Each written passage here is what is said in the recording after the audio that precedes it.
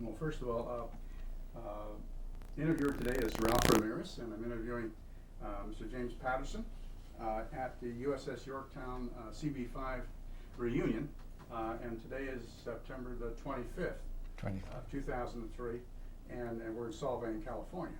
And I want to welcome you, Mr. Patterson, for an opportunity to visit with you today. And one of the things we always do, and I forgot to ask so I could have your present address and phone number. Where are you located, sir? My present address is 512 Lee Road, Imperial, California, 92251. 92251. And what's your phone number? Phone number is 760-355-2024. 2024. Yeah, okay. And do you have an email address, sir? No, sir. Okay, we'll do that. Now, one of the things I wanted to chat with you, because you're a California now, and were you born and raised in the Imperial Valley? No, I was born in Mattoon, Illinois. In where? Mattoon, Illinois. How do I spell it? M-A-T-T-O-N. Mattoon, Illinois. Now, where is that located? That's, well, it's 130 miles northeast of St. Louis, or 45 miles south of Champaign, Urbana, where the university is. And so when were you born? I was born February the 15th, 1921. Day after Valentine's Day. Right. I wasn't quite a Valentine. Yeah, I mentioned Mother considered you one. And were you raised in? I was raised in Mattoon. In Mattoon. And you were born and raised there. So how did you go all through school there? I went to, I really didn't graduate, Mm-hmm. But anyway. You went through elementary school there? Yes. I remember the name of the elementary school? Well, first was Lincoln and Washington and Hawthorne. It went to the 9th grade. Okay, and Hawthorne was a high school? No, it was junior high. Okay. And Washington was an elementary school? Yes. And so was Lincoln? Lincoln, yes. Okay. And they're all in Mattoon? Yes. And so what kind of a community was Mattoon? Is it a farm community, manufacturing? It was manufacturing and a farm community. So you did a farm community plus manufacturing? Oh, yes. What did they manufacture there? Well, we had the world's largest furniture factory there, of kitchenettes and dinettes, which was made out of oak and all that stuff, maple, and walnut. What was the name of the company then? The Keeney Manufacturing Company. It was Keeney, K-U-H-N-E. And yeah, it was right. It was a pretty good company. And then, of course, they're closed up now. But They were the biggest manufacturers in those days? Yes. And what kind of farming? The regular farms, like, of course, Mattoon is the buckle on the corn belt. And we raised a lot of corn and wheat and clover hay and, of course, alfalfa and soybeans and all that. And what was were you home with a mother and father? Or was it your mother and father raised you there? Yes.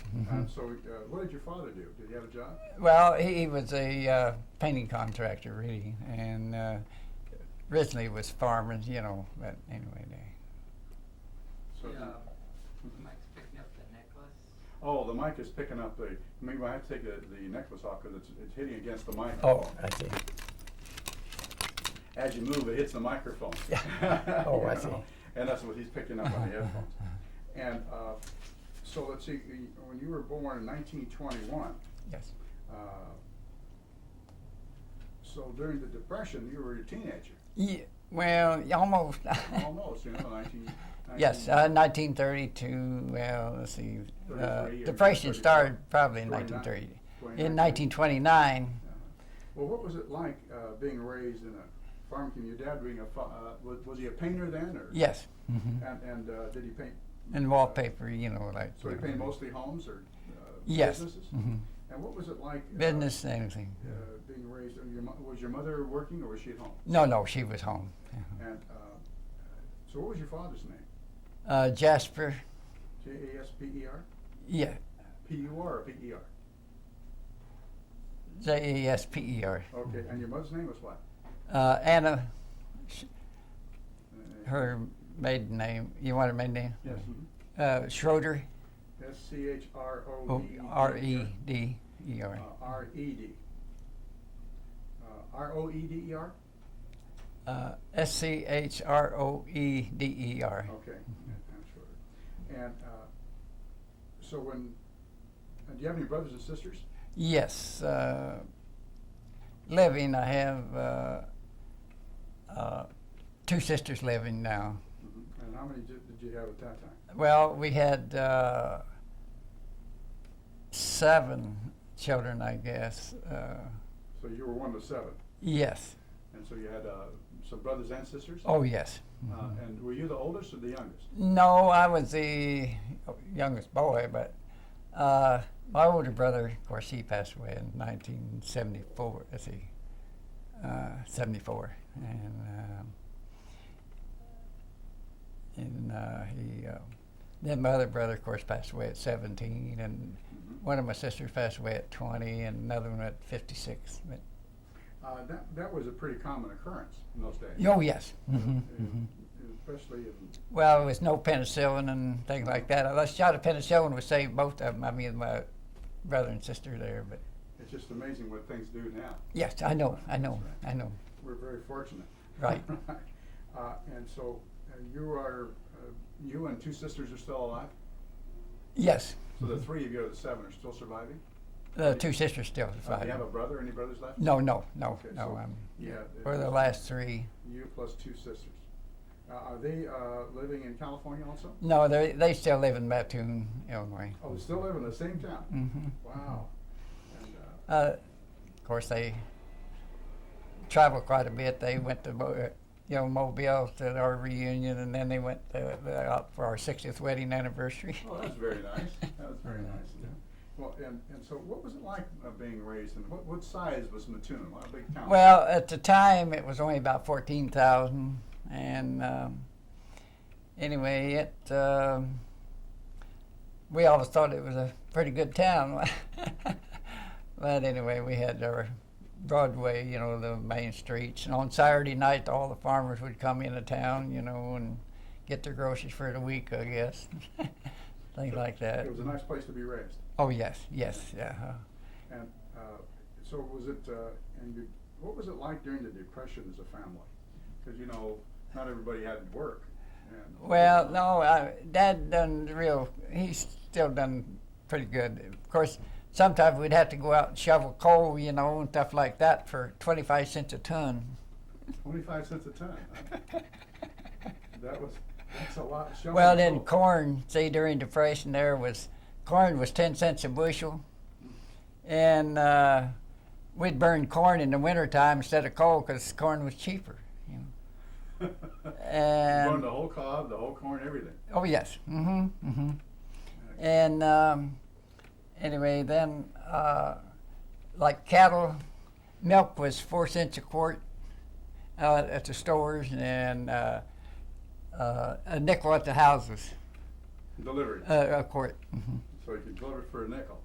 See, I delivered milk back there then, and So you pick it up at the dairies and then deliver it, or how? well, no, see, I'd always go and stay with some other people down there. I'd go. I always liked the country, So I'd go down there to the farm, just about a mile, And anyway, then sometimes I'd stay with them, instead of going home. Sometimes, anyway, like we'd get up in the morning, do the feeding and milking and bottling and delivering, and get back to the field and try to get out the field about 10 o'clock and shuck about 40 bushel of corn before 4 o'clock, started feeding, milk, and bottling again. So That was during Depression. Yeah. During Depression, what would be an average day's wages that you'd make? Well, see, the hired hands, they used to get, I think it was $30 a month, or $20 a month, and houses furnished.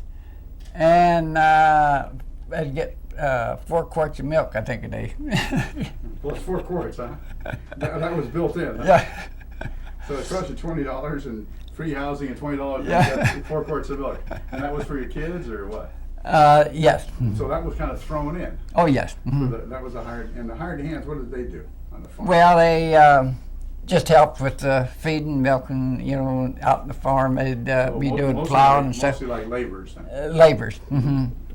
We call We- them hired hands. Yeah, they'd be cultivating corn in the summertime, and after we got planted, and then you know, they helped milking and all that stuff. And then, of course, we'd feed our hogs and all that stuff, about 40, 50 head, you know. But Oh, you had some of your own hogs. well, I mean, that was up for the farm. I mean, you know, for the other guys. But anyway, Well, and so did your dad have work regularly and that kind of stuff? Oh, yes. So, so he was able to feed the family? oh yes, right. Okay, so some families weren't able to make it as well. Yeah, I know, but we done pretty well. Well, he had built a new house in 1927, and anyway, we got through the Depression real well. And so that was all in Mattoon. Oh yes. And, what was it like going to school there? Was it in town, or did you have to travel some distance? No, we had to just walk to school, which the schools was pretty close. I mean, there was only 4 or 5 blocks, you know, the school. In the wintertime, we had to plow through the snow. I mean, you know, and But it wasn't any big distance. oh yes. And so, you remember what you liked about school and what you didn't like about school? Oh, I liked school. I mean, you know, they, you know, like the games and this and that and the other we used to play, you know, and all that stuff. Like track meets and things like that. Oh, you were a runner and things like that? In hurdles, I done about everything in the lower grades there, you know. And when you got to junior high, what was it that you liked the more about school, or what was it that you liked? Any subject you particularly cared for?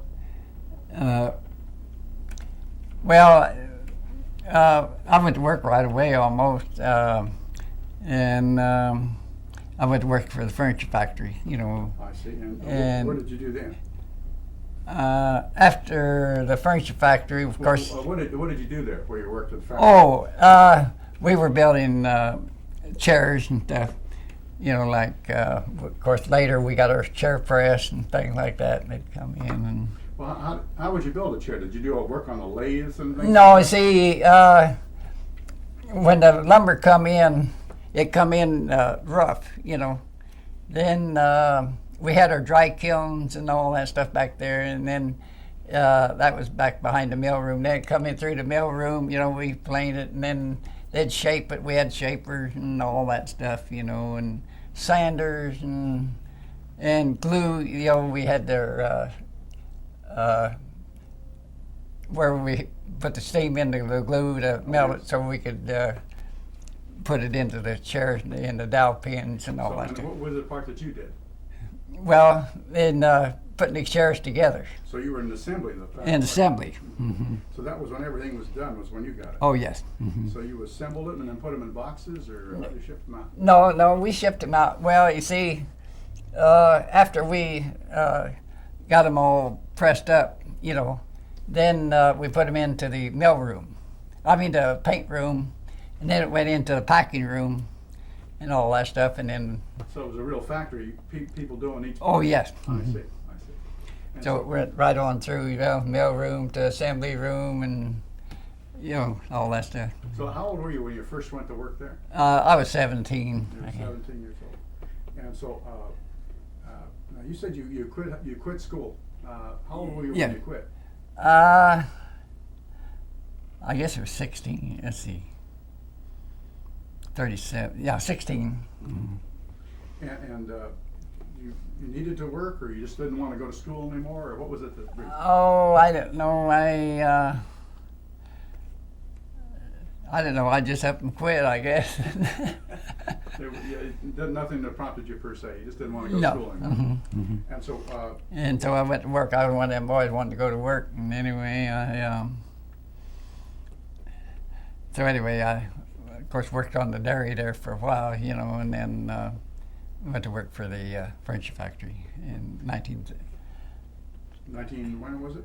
30, well, last of 38, I guess. So I worked there a couple of years until I went to the service, and then. Well, what prompted you to choose the Navy rather than the Air Force? Well,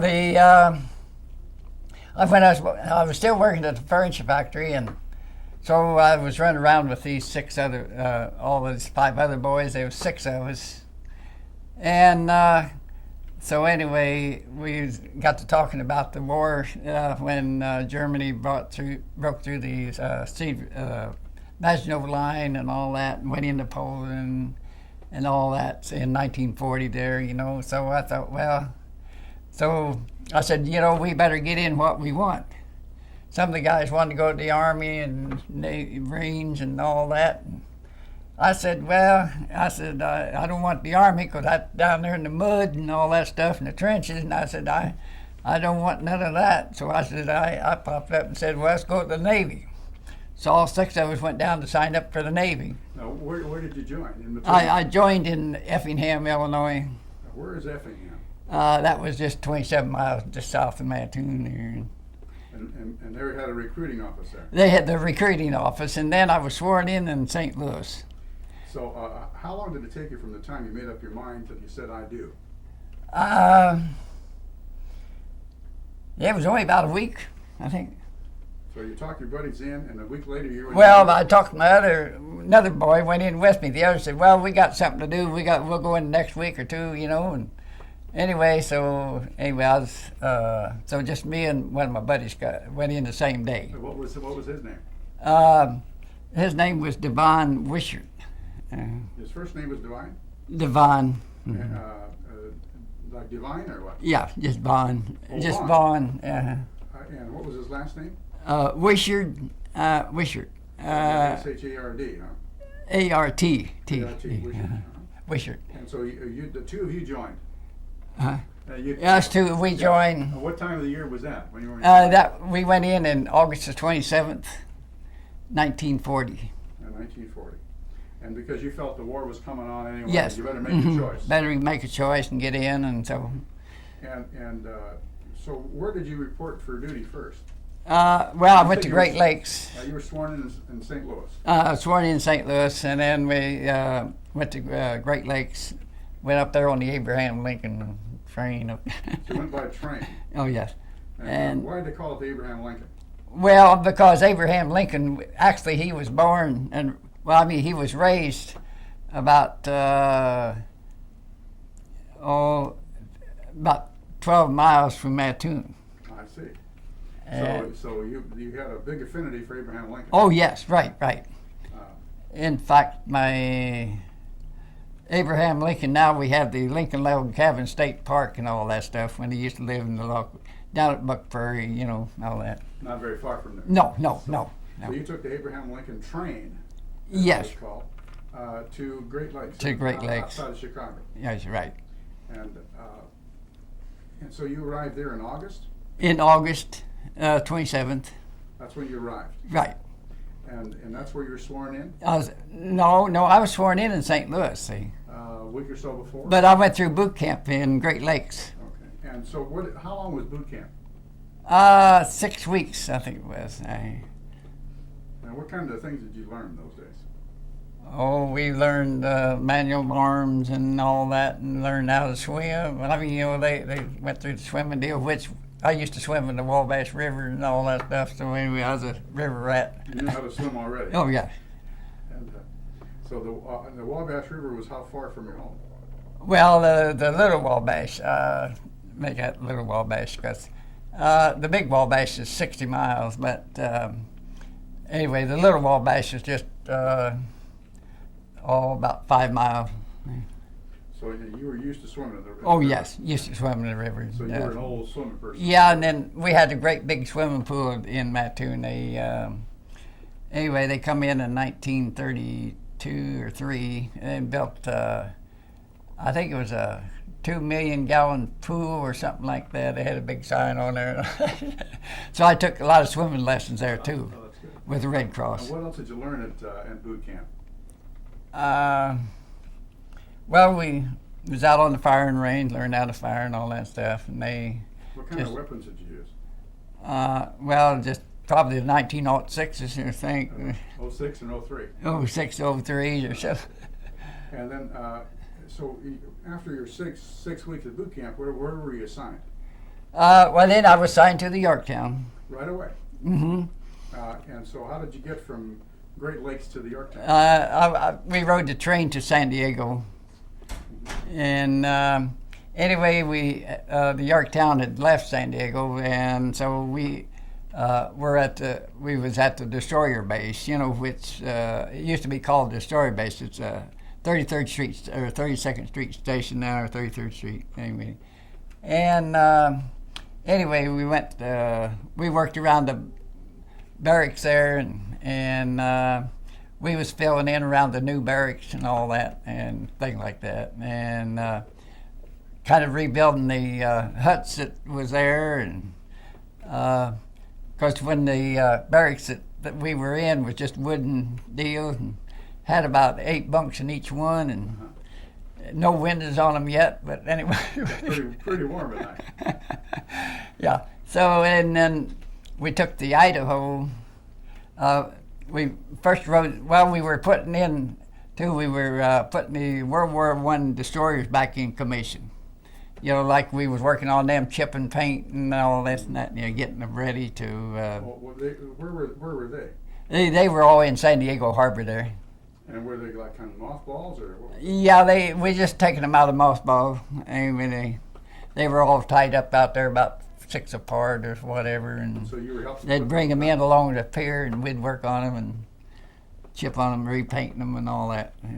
So you took. Were you shipped out on the Idaho to meet the York? And then so we took. I think it was 2 of the old 4-stacker destroyers went to Long Beach and caught the Idaho, and then we went to Pearl. So you took one of those 4-stacker destroyers, you just new commission. Yes. And you took it up to Long Beach. Yeah, we just got them ready, and anyway, so we rode them up to Long Beach and got on the Idaho. No, that was a battleship, wasn't it? The battleship. Mm-hmm. And so you boarded. What did you do? You were just transporting. We were just transporting. Well, of course, they had us out there swabbing the deck and holystone the deck and all that stuff with that teak wood and all this stuff. stuff. You might mention what holystone is. Most people don't know what that means. Yeah. Tell me, if you were describing somebody, your grandchild or something. Well, the holystone was a sand block, I guess, and or pumice blocks, I guess it was. Anyway, then we was out there just you swab the deck and rub the holystone. You do it with your hands? How do you do it? Yeah, mostly with hand, I think. And yeah, because we didn't have no stick. No, it was all by hand anyway. And they were sanding the wood deck. Yes. Mm-hmm. And you remember what kind of wood deck that was? Teak. It's teak wood. Mm-hmm. So it was a splinter decks, right? Yes. See, the teak wood is the hardest wood that there is, So anyway, when the bomb hit, well, it'd probably explode right there on the teak wood instead of going through the deck. So that was part of the armor. Yes, right. And so you were doing the holystone and maintaining the ship on the way to Pearl. Oh yes. Mm-hmm. And how long did it take you to get to Pearl when you? It was about what was it, a week or 10 days? About a little over a week. Mm-hmm. And so when you you've never been on a big ship before, No. I'd never been to sea. I mean, when we coming on the train from Los Angeles down to San Diego, and we heard the sea out there, and some of the guys never seen the sea, and the train had stopped, and they went out there looking over to see them break. It was the first time you'd seen the ocean too, wasn't it? Oh yes. What did you think when you saw that? I thought, well, I don't know. I said, man, it's going to be rough. I don't know how I'm going to make it through there. First time you'd seen the ocean. Yeah. You've seen the Great Lakes before. Oh yes. Well, we were in the Great Lakes, but anyway, we'd go out, with those oars, like them pontoon boats. I mean, I'm not pontoon, but little whaleboat type things. Yeah, it was. They was about. We had our coxswain and all that. And anyway, we had all the oars. There's about 8 or 10 oars, And anyway, the boats were only about this big. Oh yeah. Anyway. training boats. Little training boats where Yeah. you're learning Right. for rowing. Right. Yeah, and so. So anyway, we got to Pearl Harbor, and I looked at that big gray thing, and I said, "Good gosh, I don't know." So you got off of the Idaho. Idaho and on to the Yorktown. How far was it from where you were moored from the Idaho to get to the Yorktown? Well, it was just it was along that 1010 dock, and then let's see, the Yorktown was just tied almost behind there. Let's see, I forget. I know we passed by. Let's see. Yeah, they stopped at Battleship Row, and then Yorkie might have been across the bay there. Let's see. I forget where she was. She was tied up at North Island there. Maybe pretty close to the Battleship Row, So that you're on that Fort Island. Oh yeah, Fort Island.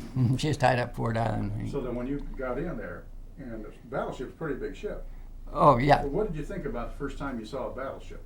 Oh, I said, of course, I seen all them big old guns there, 14-inch.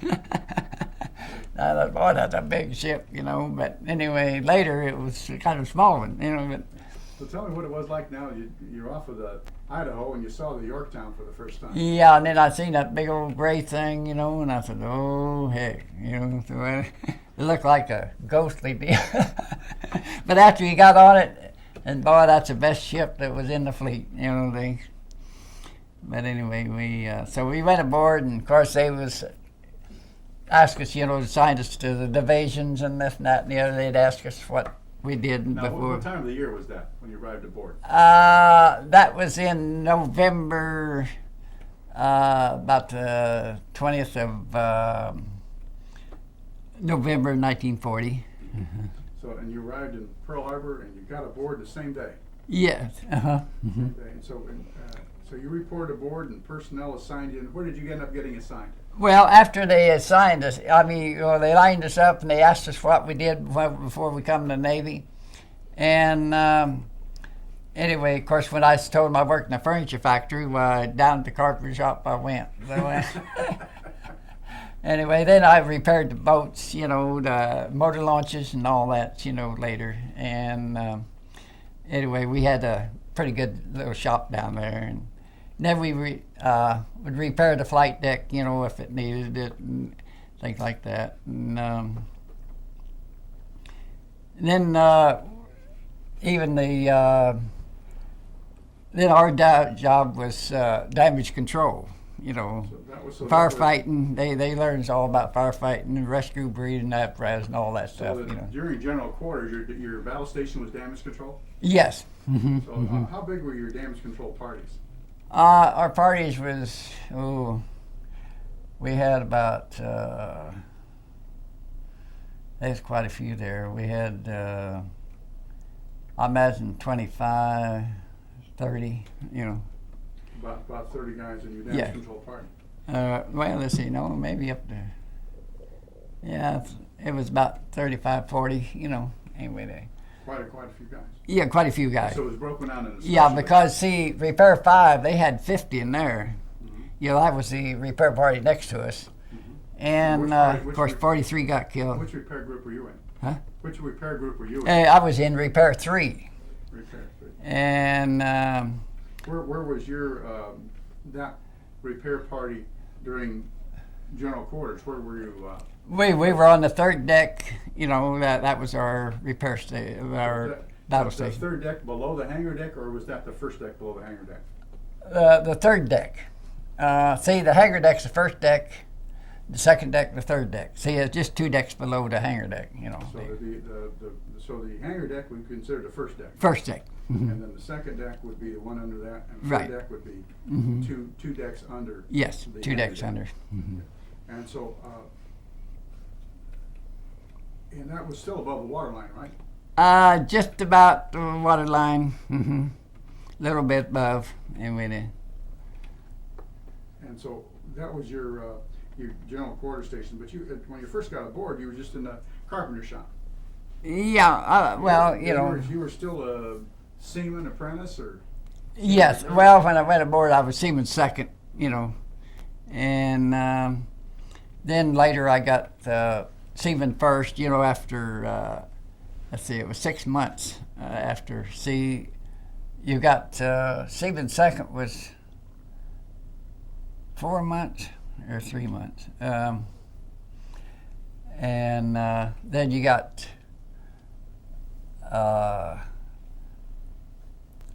Seaman first was 6 months, I think. Mhm. Then we were just striker, for the next 6 months, What was the rating? Was it carpenter? Well, I didn't get the rating was carpenter's mate. It was third class. See, I got it in a year. Well, actually 11 months. So carpenter's mate was the rating. Yes, carpenter's mate was rating. And so that you were then a striker at that point. I was a striker up until the third class. So when you came aboard, what did they have you doing in the carpenter shop? Well, we. How many people were in the carpenter shop? Well, there was, I think at least 10 or 12 of us. And what was the makeup? You had a chief, first class? We had a chief warrant carpenter, and he was in charge of us, the whole ship really. And then we had I don't think we had a warrant. Then we had the chiefs. Well, we had about 2 chiefs, let's see. And then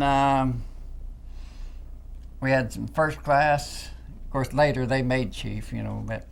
And then we had second class and third classes. Of course, a lot of us that all went aboard at the same time, we all made third class about the same time. But so that there was about 15 or 20 or so in the carpenter shop? Yes. Mm-hmm. And so you did all the things that wood aboard ship? Huh? Everything required wood workmanship aboard ship you guys did? Yes, right. Mm-hmm. Yeah, even the flight deck was wood. See, anyway, it was 4x6 is what it was. And so now you got aboard, you said in, what time of the year was that? August? In November, the last November. So that was in Hawaii in November. It's pretty nice. Oh, yes, it was nice. Mm-hmm. So what did you do on Liberty? On Liberty, well, we'd go to Waikiki and just go around all the joints, the beer joints. And You learned to handle a beer once or twice. yes, well, we could still drink. Well, let's see. At the time, I don't know if I was of age or not. In fact, I don't know if they asked us for ID cards or not at that time. But later, they asked for ID cards, I know. But anyway, so we'd go down Waikiki and let's see, we'd all just go down and eat and this and that and the other. And, did you have Liberty once a week or twice a week? Or? Port and starboard every other day. So you had port and starboard duty, so that means Oh, yeah. You would have every other day you had Liberty. You're right. Mm-hmm. And that was at night, right? At night. Mm-hmm. Mm-hmm. You had all the rest of the time you had duty aboard ship. Yes, right. And what was kind of the duty? What kind of duty did you have when you were on duty? Well, on duty, there wasn't much to do at night. You just had watches, up around the decks and things, But anyway, then of course, our duty, was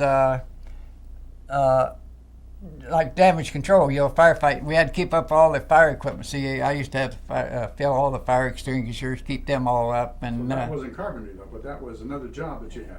That's damage control, really. See, they just, you had to have a rate, but it's just like the ship fitters. See, I mean, they done all the metal work, like plumbing and things like that.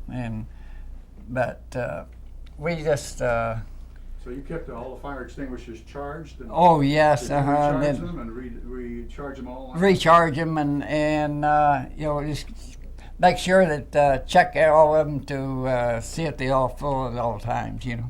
So so that was part of your duty. Yeah, that was my duty. And how many fire extinguishers would be on a ship of that size? Oh, we had a lot of them, and then I don't know, it's probably 100. Many. And then all the planes up there, you know, and all that stuff, you know, we had the flight deck and down below, and I mean, everything. They was all through. And then we had our sprinkling systems, you know, that run all the way through, and we had to check all them, you know, and everything, and all the fire hoses. So you, as damage control people, you also had the water sprinkler system too then? Oh, yes. So you Sprinkling system, well, yeah, we had that sprinkling system. Anyway, like on the decks, you know, when you turn them on, you know, and everything, but I don't know if we had the ones that would melt or not. I'm not sure about that. But you fired probably the pipe fitters and the rest of the guys were part of that too then? Oh, yes. So your damage control had a lot of specialties in it. Oh, yes. Remember what kind of specialties were in your damage control? Well, on What kind of ratings that were involved on the damage control teams? on the damage control team, we were ship fitters and cartons mates and painters. Well, there was some painters in there. I mean, you know, you had different rates, but we all worked out of the repair party. See, we had our repair lockers and stuff for our equipment and stuff, and our rescue breathing apparatus and things like that. That we'd have to go in and get the guys out and this, that, and the other, you know, and so, I mean, if they got trapped in that, we had to know every compartment on the ship, see. So you had to know where each how was a ship divided, so somebody would know when you're going to frame so and so and you're going deck so and so. How would you be able to tell somebody where those things were?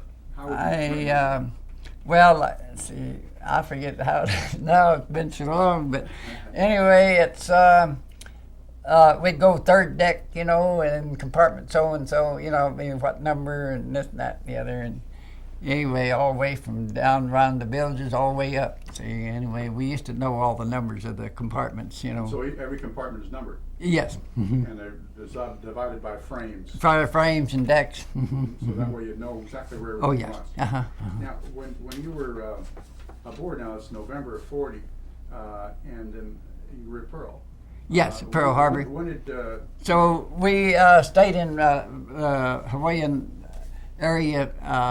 We'd go out and have maneuvers, you know, like flight operations and all that around Lahaina roads, you know, and around the Hawaiian Islands. And then we stayed there until April,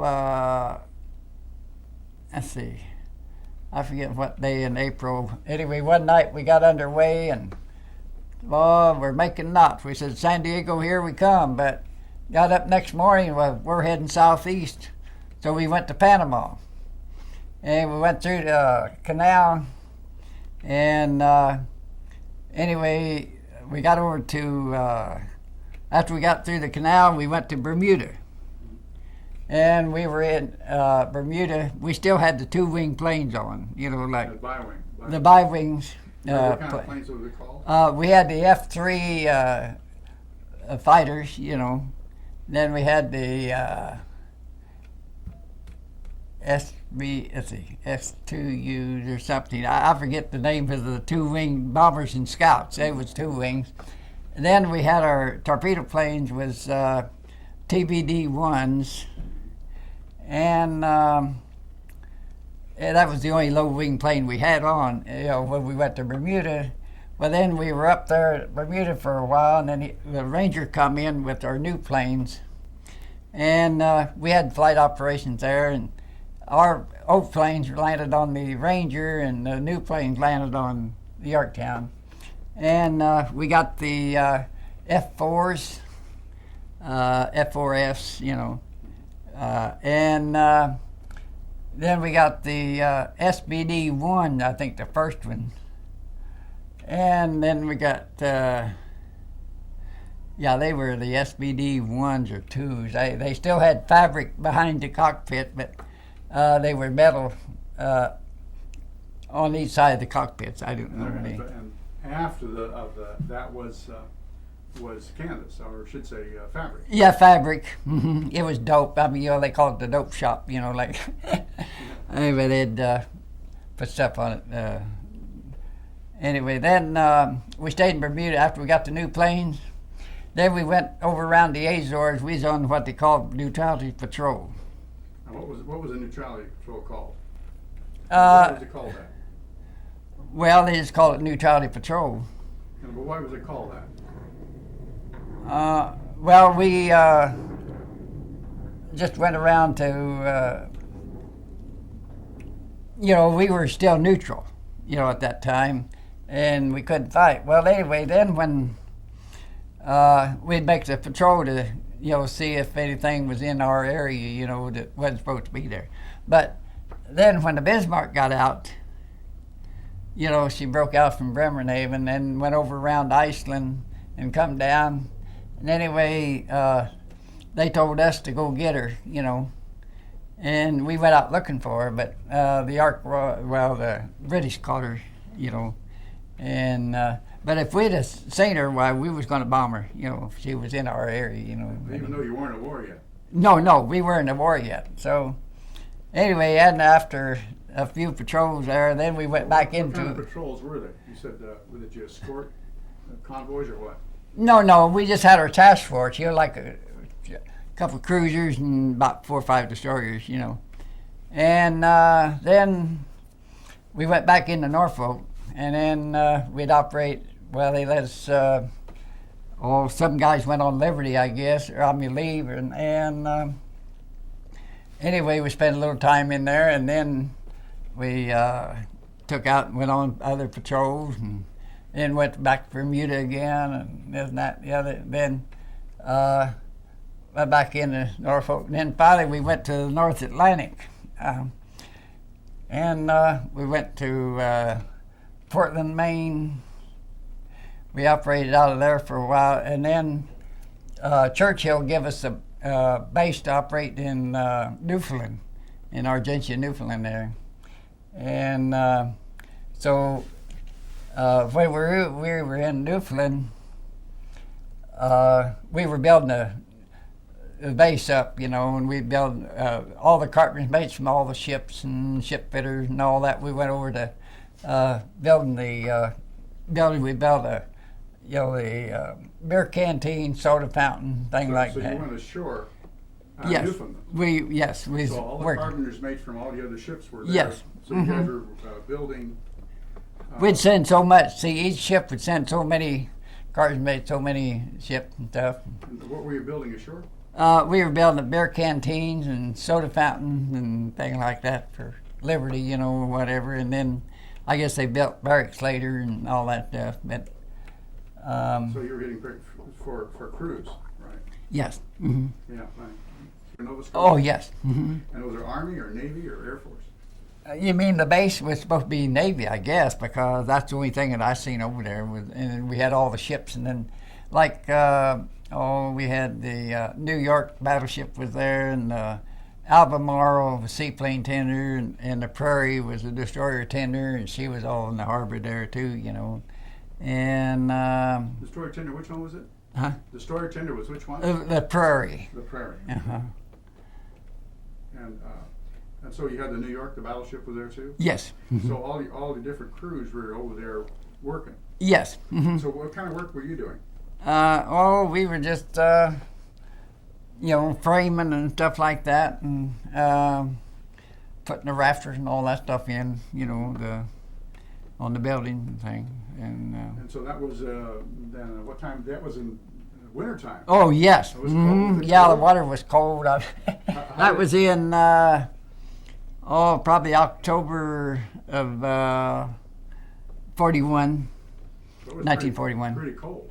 Oh yes, I know because the New Mexico battleship, she was in there too, and she was with us. But anyway, so the New Mexico, she lost 14 men there in the water at one time. The motor launch capsized, and that water was cold, And like one time, I was working out on a motor launch in the boat well, and this coxswain run out on the boom, and he fell off the boom, went into the water. And anyway, he got to the motor launch, and his hand was up like this, and he was almost going down. I run down, pulled him in, you know. But anyway, he was almost turned blue. They're pretty fast. Oh yeah. And what was the temperature of the water? Oh, I don't know. It was. I never paid attention what that water was. I know it's cold. Well, he was only there a few minutes. Oh yeah. You know, when it's really cold, it's Oh, only yeah. last a couple of minutes Yeah. before they. Yeah, Hyper- that might have been November though. But anyway, see, we'd pull out and pull back in there, and I don't know, it was around November and up Well, in there. the New Mexico lost 14 men when their whaleboat Yeah. capsized. And of course, later I'll tell you about the others that went on Newfoundland too. But anyway, What other boats were there? well, see, when the Reuben James got sunk, you know, we'd pull out. You know, we used to. In fact, we convoyed. You know, after Newfoundland there, why we. Let's see, we pulled back into Newfoundland, I guess it was. See, anyway, we the convoy that we took over to England was 8 ammunition ships, and I don't know where we was at, where we was around Iceland or Scotland or where. Anyway, it was all foggy, and here come the British, you know, and they brought us out 3 big transports loaded with troops, you know. No, I mean, there was 3 stacker transports. I don't know and anyway, the British come out, and turned around like this, and then they took our ammunition ships that we took over. And then we took the transports and took them into Halifax, Nova Scotia. So they were British troops then. They was British troops, which I thought was Canadians, you know. And I come to find out later it might have been Montgomery's outfit. You know, went to Africa. But I heard that they put them on U.S. Navy transports later, took them around Africa and into Cairo, Egypt. So I don't know whether that story was right or not. But they were escorting the the British were bringing them from England. Yes. And so you gave them the ammo ships, and then you started Yes. taking the troops and escorted them back. Because they was running short of ammo, and they said, get them ships through.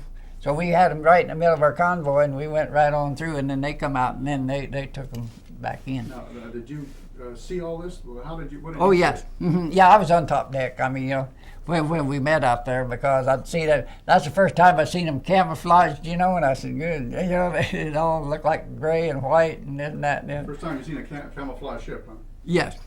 Now, how do they look differently from the regular ships? Well, they had all the markings on them, you know, like they had gray, you know, black and this and that and the other. So It's like gray, I guess. The tropics, those are different up there. Oh, yes. And then they had white, you know, stuff like that. So they blend in. They blend in. And so did you ever escort convoys further than just to Iceland or so? No, that was the only convoy that we escorted at that time, you know. What was the weather like when you were at sea?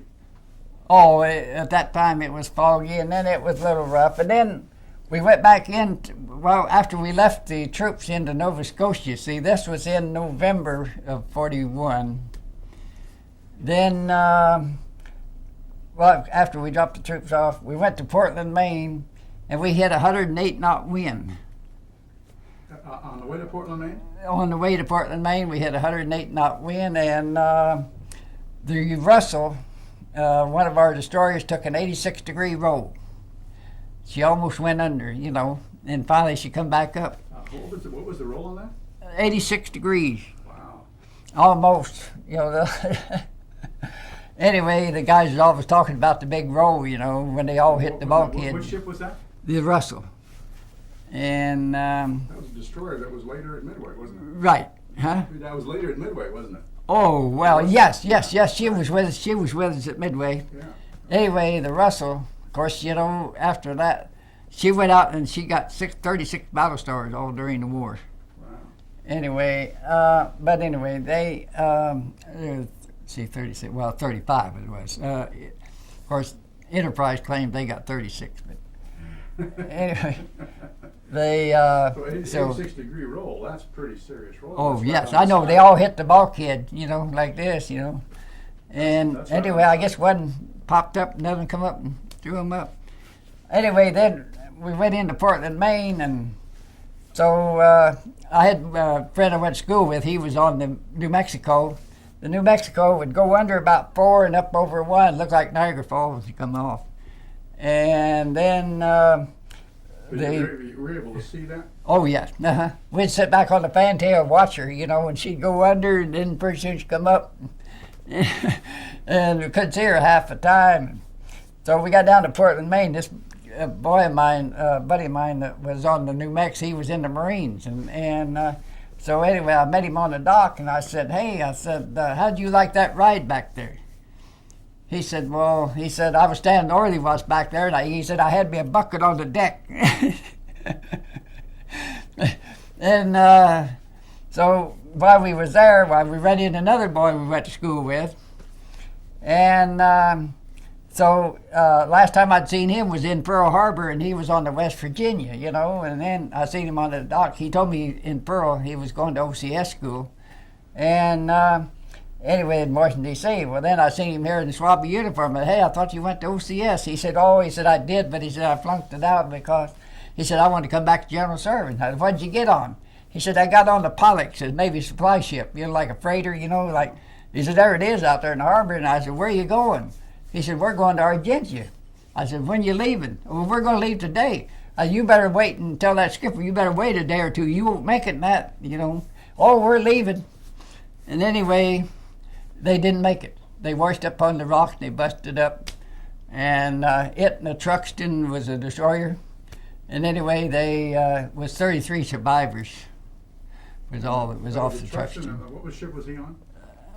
He was on the Truxton. And that was a supply ship? Supply ship, freighter. Mm-hmm. The freighter. Yeah, like AK, AKA or APA? Yeah, AK. Mm-hmm. And if the Truxton went down, it ran aground? Oh, yes, the Truxton went down too. So I don't know how many survivors off that. The only thing I know was just about the Pollux because the 33 survivors. The Pollux was the one he was on? Yes. Mm-hmm. And that was a destroyer? No, that was the Pollux with the AK. Oh, and the Truxton was what kind? Destroyer. Mm-hmm. Oh, okay, I got it mixed up.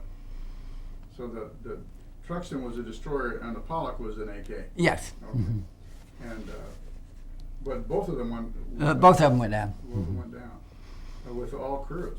Yes, well, except that. See, when they busted up, they hit the rocks there on Newfoundland. It's kind of rocky, and all the cliffs and that stuff. And there's a little beach down there, like down at the bottom of the cliff.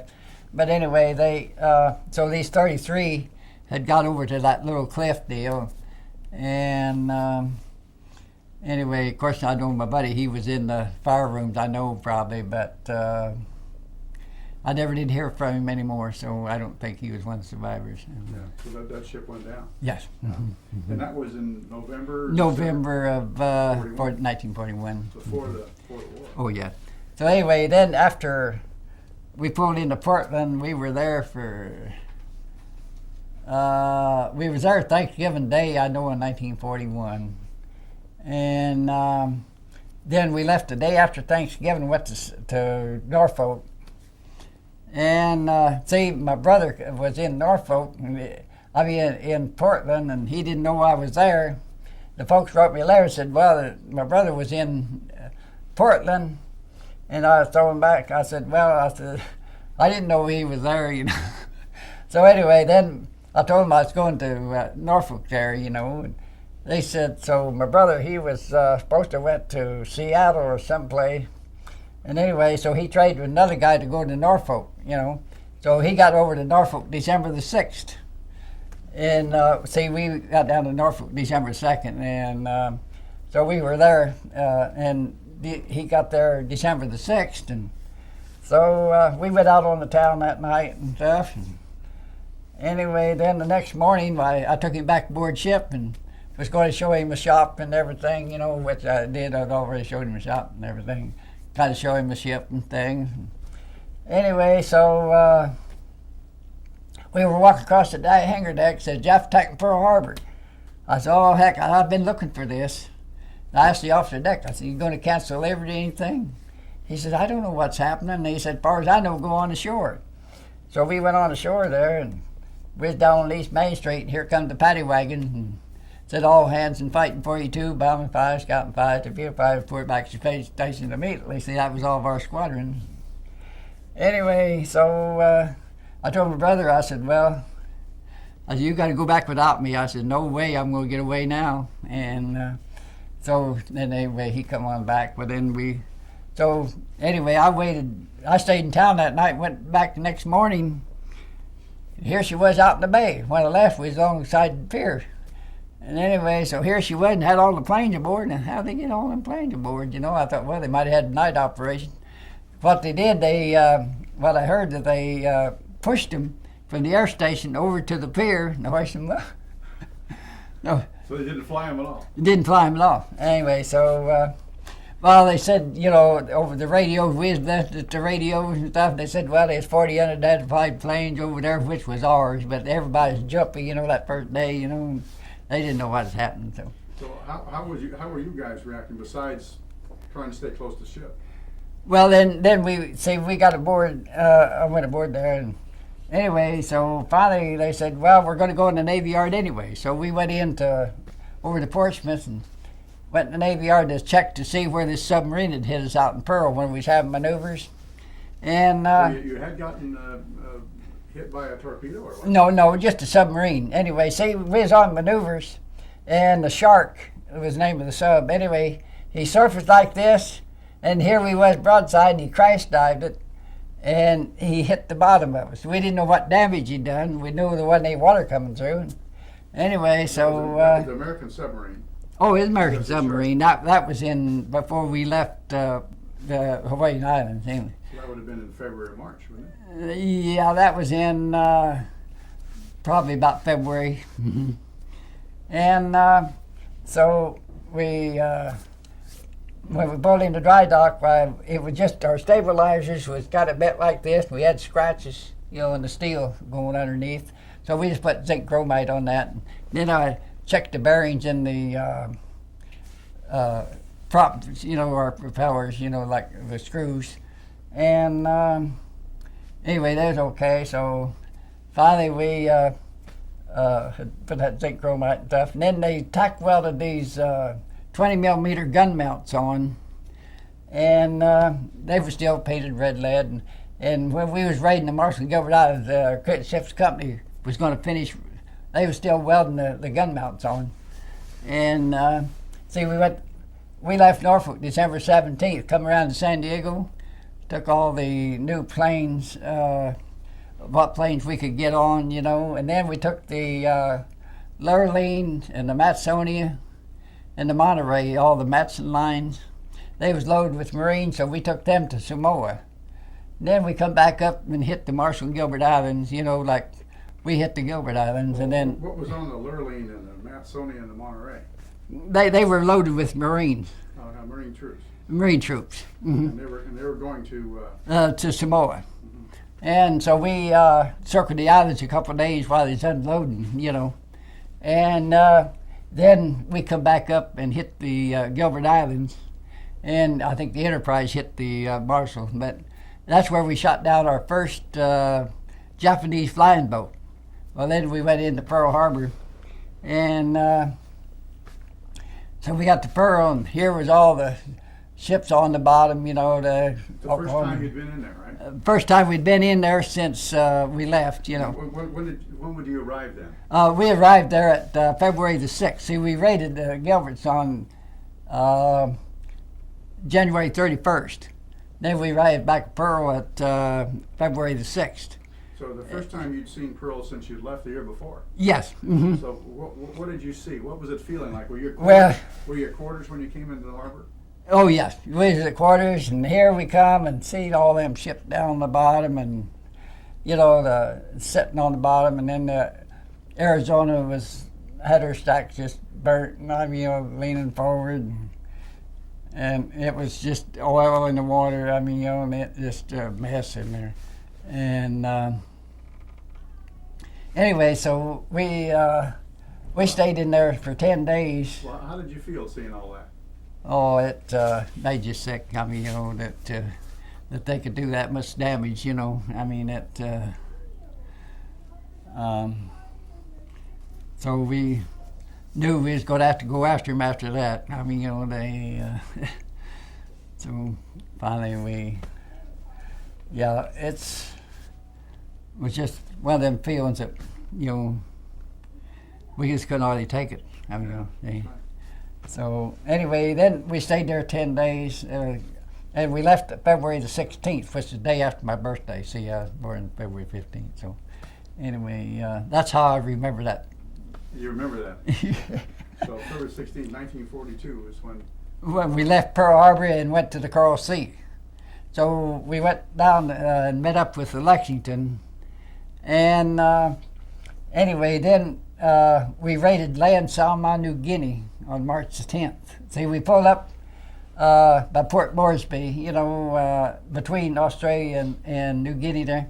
And we flew over the Owen Stanley Mountain. Of course, they didn't know whether they could carry them 1,000-pound bombs over the hump. Well, how It's on tape.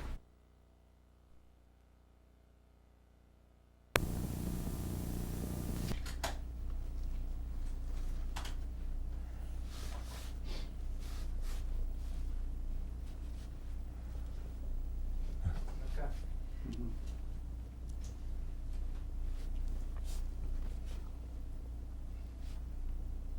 Okay, we're at tape 2. Tape two. Yeah, we're at tape 2. Tape 2. And we're talking to Mr. James Patterson at the USS Yorktown reunion in Solvang, California on September 25th of 2003.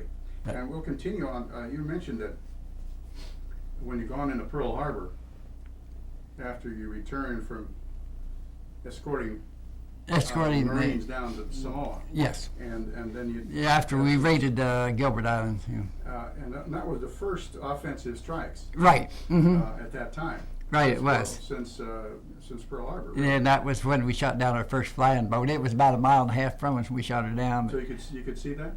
Oh yes, we seen her fall. Anyway, of course, Muskusky and Adams was the pilots on the fighters, and they seen him. And anyway, we're going to kill 7 or 8 guys in there. And they waited a minute, and then they ducked in the clouds. And pretty soon, he getting too close. Finally, we go in. And anyway, so Adams told after they shot him down, and Adams come on the PA. We heard the PA, and he said, "I shot his A off." And so you heard that on the whole ship? Yes, I heard it on the whole ship. So everybody knew what was going on? Yes, So anyway, but we seen him fall over there, and anyway, And that was a Japanese flying boat? that was a Japanese flying boat. Mm-hmm. That was our first plane we shot down, in World War II, And then we, after we was making the raid, we told the planes, we went in and launched our planes, and they said, we're going out so far, I'll be on this course, you catch us. Well, then we ran into them rain squalls, and anyway, we'd look back, we'd see the torpedo plane, thing like that, and then pretty soon down they'd go. They didn't have enough gas to make it back to us, some of them. But anyway, then we had our destroyers pick them up, So they lost their aircraft? Yeah, we lost a few aircraft out there. Anyway, but then, of course, we got the Pearl. And when you went back out, February the 16th, you said, day after your Yes. birthday. And you were, how old were you then? let's see, that was 21. 42. Yeah, and so how old were you? I was 21. Yeah, 21 years old. Mhm, mhm. And had you made third class yet? Oh, yes, I made third, way before we left Norfolk, I think, but anyway. So you're a third class carpenter? Oh, yes. Yeah. Mhm, So mhm. and then you were en route. Did you know where you were going at that point when you left Pearl Harbor? No, we didn't know where we was going. I mean, so then we crossed the equator, and we had just a little bit of party. We couldn't throw the guys over the side because of wartime anyway. So we had a little ceremony going across the equator, to make shellbacks out of. Anyway, so after we went around and come up and met up with the Lexington in the Coral Sea, then we told them, well, we're going into. Then we raided the land Salmon, New Guinea, and then that was on March the 10th. And we pulled out of there. Then the Lexington, Admiral Fitz said, well, we got to go back to Pearl on the Lex. And so Fletcher told Fitz, well, you go on back to Pearl. We'll keep the Yorkie down, and we'll stay down here. You know, wait till you get back. Well, what did you know at that time? I mean, as Carpenter and you were at Coral Sea, or going to the Coral Sea, how did you know what was going on? Did you know what was happening? What did you know? Well, I don't know. Hey, What were you told at that time? well, they didn't tell us anything really. Well, so you were doing just your regular work. Regular duties. I'm damage control and everything. And so were you general quarters? Well, we'd go to general quarters if we found some bogeys or something, coming in. But anyway, say the Lex, and she goes back to Pearl. Come find out later, she went back there to get her radar. See, she didn't have radar, and we had radar. See? But you didn't know at that point. She just knew the Lexington was going back. Yeah. So. But you probably didn't even know that they were going to Pearl. You just knew that they left.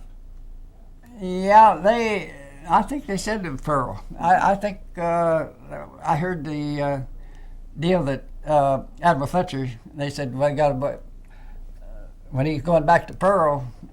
Told Fitz told Fletcher that he was going to Pearl. So Fletcher said, "Well, we'll keep the Yorkie down here and stay here till you get back." Did they put that on a public address system?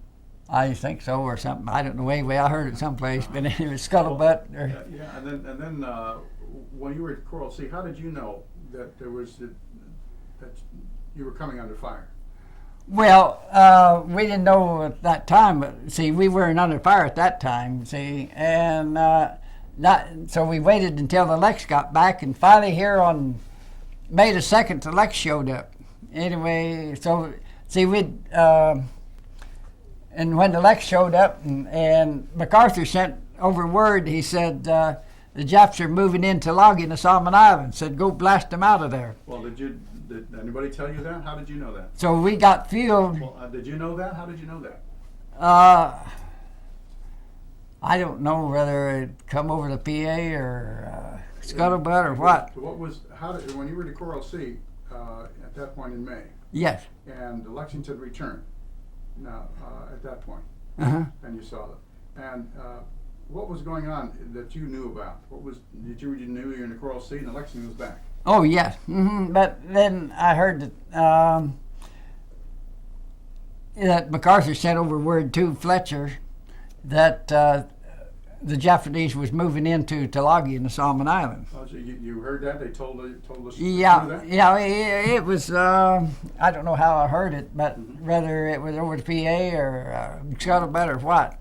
And then, so what was happening at that point? What did you know about? How did you know that the Japanese were attacking you? When did you find out? Well, that was when MacArthur sent over that word. I mean, how did you know that your ship was under fire?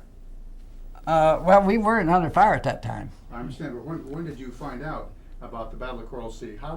Where were you when that occurred? Oh, well, this comes a little later than Tulagi, see? So we went into Tulagi and we sank 14 ships in there. Well, see, like Fletcher told Fitz said, well, we just got back from Pearl, we got a fuel. Fletcher said, well, I'll take the Yorkie in. So we went in and sank 14 ships ourselves.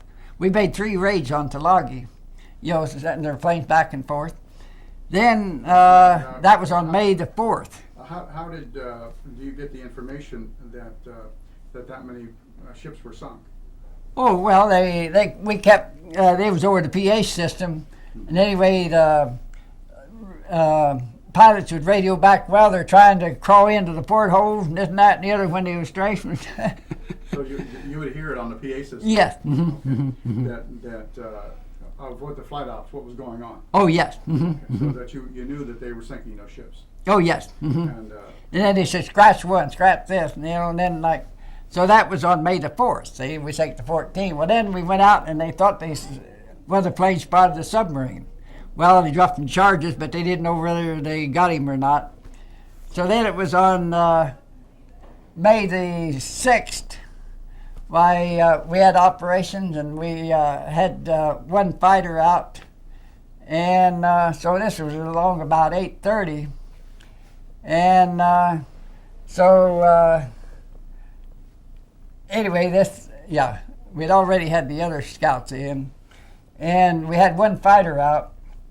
And this, so then when we started to take our was taking these 3 scouts on. That's the way it was. We was taking 3 of our scouts on. Anyway, they told them to turn their lights on, and 6 lights went on. So here 3 Japs got into our landing circle, and they thought that our ship was their ship. And anyway, so the signal officer that signaled them on the deck, he told the gunner on there, hey, he says, them Japs says, let them have it, you know. And anyway, they fired on them and run them off, you know, or whatever. Were you on the main deck? Where were you at that time? No, at that time I was down on the 3rd deck. I guess I was at battle station. Probably on the 3rd deck. I didn't know where I was at the time. How did you get that information? It was over PA system. On the PA system? Mm-hmm. So they told you that there were... Oh, yes, Japanese they planes. tell us about everything. They told us there were Japanese planes in Yes. the flight circle. So then after they run them off, and then they said, any unidentified planes come in, said, let them have it, you know. And anyway, here come that little fighter. He didn't know nothing about it. He started to buzz the ship, and boy, the gunners cut loose on him.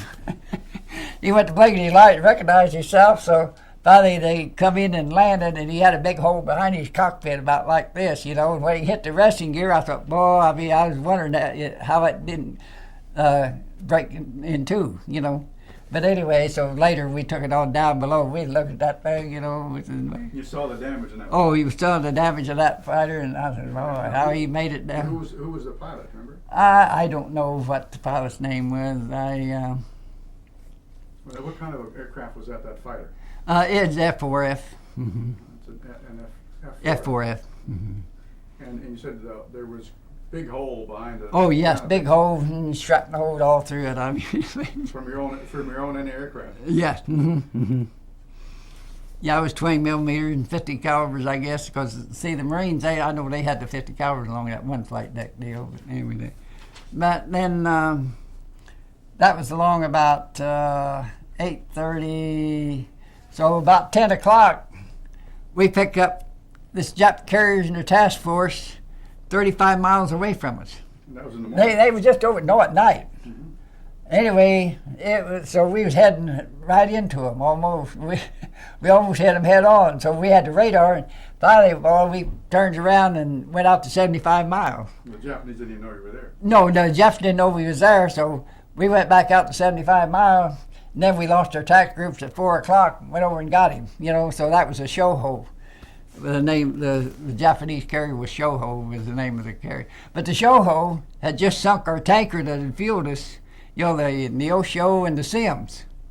And anyway, then we got the Shoho. Then that was on May the 7th. And then on May the 8th, our scouts had spotted we spotted the other 2 Jap carriers, and they was, I forget how far they was away. Anyway, then they spotted us at the same time. That's when the Coral Sea battle went on. That was a carrier against carrier. The first sea battle that ever happened. They were this is on the PA system also that they told you going on? Uh-huh, yes. Mm-hmm. So that, now who would be announcing that information? Oh, well, some radio up there on the stack up there in the Admiral's shack, I guess, or someplace. I don't know. So we come through on the PA system, the whole crew knew it was going yeah, on? Mm-hmm, mm-hmm. They kept us informed. And how did that make you feel when you heard that the Japanese were? Oh, well, I said, well, let them come. But anyway, we went over, and when they went to raid the Shoho and Zukakuku, they hit the Zukakuku, and the Shoho ran into a range squall, and I don't think she got a hit. But anyway, then when the Japs come over to us, they all come down to us. There's 107 planes, I think, come down at us, and the Lexington. And then, so finally the Lex, anyway, she got hit and all that. And of course, we had that's when we got the bomb down on the 3rd deck. In fact, I was on watch, and I was on the 2nd deck in the Marine compartment. And anyway, I went down through the scuttle, and of course, it was a Chief Motormac was laying underneath the scuttle. I said, sure getting hot up there. Yeah, you know, and I walked in front of these guys there in the soda fountain, got inside the hatch, closed the hatch, and the bomb went off and come down beside that ladder that I just come down. and it exploded. The deck come up about like this. And you were on the ladder?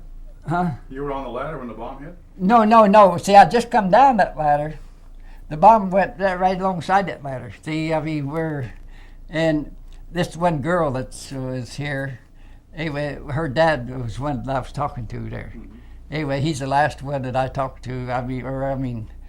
Anyway, so I told her that I was the last one that talked to her father, and And so. that was on the second deck or the third deck? Third deck. See, I just come down from the second deck in the ring compartment, come down the ladder, and then I was talking to him as I was closing the scuttle, Anyway, then, of course, I do have all them guys in there, but anyway, they walked in front of them, got inside the hatch, closed the hatch, and that gun bomb went off. So when that bomb went off, and now you had, the compartments are divided, what, a half inch steel? Yeah, it's about half-inch steel. I don't think it was 3/8. Bulkheads bulk or what? Did they Oh, yeah, the bulk bulkhead's bulked out like this, and of course the decks and all that stuff. Of course, in where the bomb hit, that was all big old holes over there, and knocked all that ladder I come down, well, we had to close the hatch up there. We couldn't go up that way anymore. But anyway, then I was the first one back in there. See, anyway, as soon as I'd closed the hatch, then when the bomb went off, and I opened the hatch, and all the smoke and all that stuff from the bomb and everything. Anyway, so I stepped in there, and I got shocked. I mean, the water, see, the repair officer there, his name was Ricketts. Anyway, he had the fire hose there in his hands. And anyway, there was a lot of water in the deck. Anyway, man, I stopped there, and the wires was blowed up and stuff. And so anyway, I hollered back. I said, "Get that electricity shut off," And So then we went back in. You got shocked from the water and electricity, right? Oh yeah. Mm-hmm. Anyway, so so we got back in there, and here's all the dead bodies and stuff and wounded, and we got 7 guys out of there. There was about 50 in the compartment, and that was repair 5, and so we got them up, and of course we had to stack them over there in the mess hall, and stuff. Anyway, So got the wounded up. You were part of that burial detail then? Well, just I really didn't. I had the other guys carrying the bodies and stuff, but of course, I was trying to get that water and stuff out of there too, and all that stuff. So anyway, then later, of course, after we had the burial that night and everything, and anyway, then. So you had burial at sea that night? Yes. Mm-hmm. And how many? So you had them all mass burial, or was it 50 separate ones? Or? No, it's separate. I mean, we'd put them on there and slide them off. And we tied fire bricks on their feet to hold them up to where they'd be standing up straight. And, of course, we had the regular burial deal with chaplain and all that, So did you have a mass burial at that point, or Well, it's mass burial. I mean, we buried all 43 of them. at one time? Mm-hmm. I see. And so that was all buried at sea at that time? Yes, That would have yes. been, what, May the 8th May the 8th. in 43. Mm-hmm. 42? I mean, 42. Yeah, 42. And there's 43 42. people, Huh? 43 people 43 people. that were buried. Mm-hmm. And you said there was about 7 of them that got into sick bay. Yes, 7 of them we got out. And, See, one of them's here. And anyway, when I went to... Brown was telling me about his brother. Yeah. Big. Uh-huh. Oh, Yee Brown. Yeah, right, about his brother. Yeah, was there. Oh, yeah. And so that he was coming down looking for his brother. Yes, I know. Mhm. They. So anyway, so then after we got them off, and then the next day, of course, I was down in there with the water pumps and stuff, the submersibles and all that, getting the water out of there and stuff. And I know How they. big an area was that damaged? How many compartments would you say that was damaged by that bomb? Well, big an area was it wasn't too awful big. It was mostly just down. See, it was pretty close to the freezers, and that stuff on this side. Of course, on this side, I mean, On the if port it hadn't side? hit that one great big steam line, whew, but anyway, the deck. See, we was tried to figure out what kind of a bomb it was. I thought it was. We kind of figured out that it was about a 14-inch shell.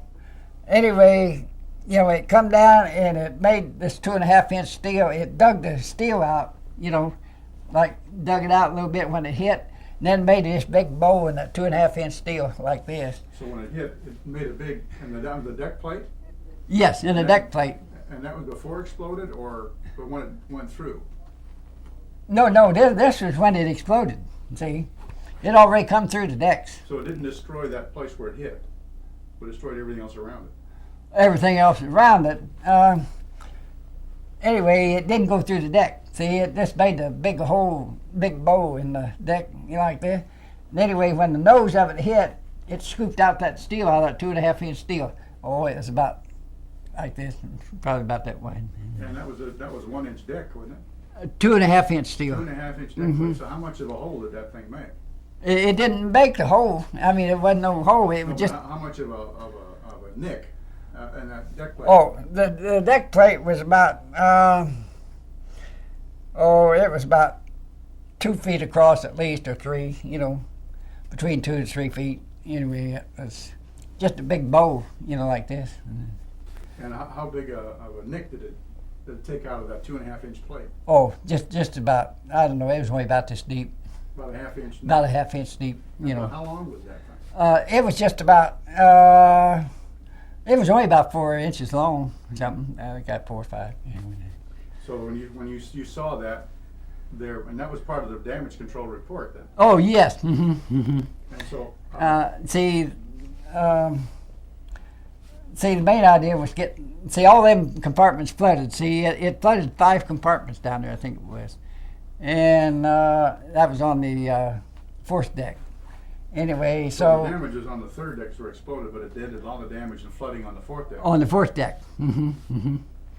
See, the 4th deck's really what I call it, because it flooded all them things. And anyway, so we was running the submersible pumps, you know, and then pumping it out the porthole, you know, on the other side. But anyway, we got.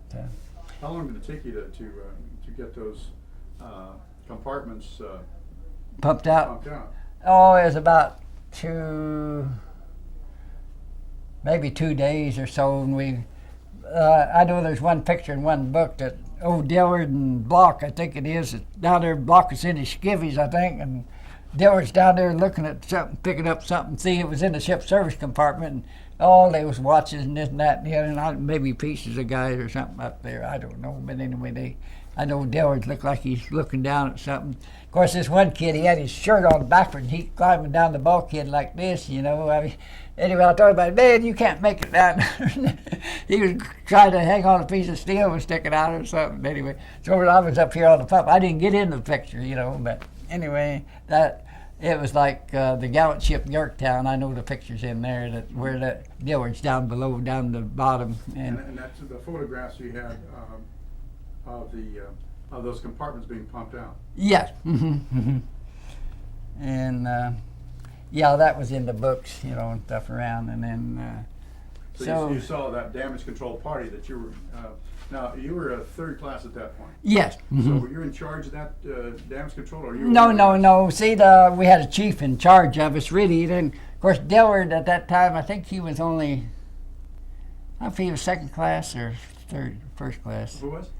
Dillard, another guy. Mm-hmm. Of course, I know he got he got a Silver Star for something. I forget what it was, but anyway, he showed me a Silver Star when when we got to Denver. There, we had a reunion there, and that was the only reunion I seen him since then. But and then one time we went to Daytona, and we was coming back up, and I told my wife, I'm going to see Dillard. He lived in Idabel, Oklahoma there, and I went and seen him. Of course, now he's passed away about 4 or 5 years ago. Mm-hmm. And in fact, I lost 8 guys in 1 year in my division. I mean, you know. In the damage control party? Well, I mean, in my repair. I mean, in the R division. You know. In our division. There's ship fitters and you know. How many guys died in that 1 year? I lost 8 of them. So, that was about 3 or 4 years ago, something like that. But they weren't in that particular battle. They've lost since then. Huh? Since then, the 8 had died, or they had died during that battle. No. They just died recently. You know, okay. I mean, yeah, they'd been coming to reunions and all that. You know, a lot of them, Anyway, but that one year, like, we always have our list up. Well, we used to have our divisions up. We had a board up there, and we'd put our pins in there and who's there, and whatnot. But anyway, we had the list, but ended up, I lost 8 out of the R division one year. I see. Anyway, see, last year there was only 3 of us, I think. Well, outside the band, let's see, we had 2 or 3 band members there. Anyway,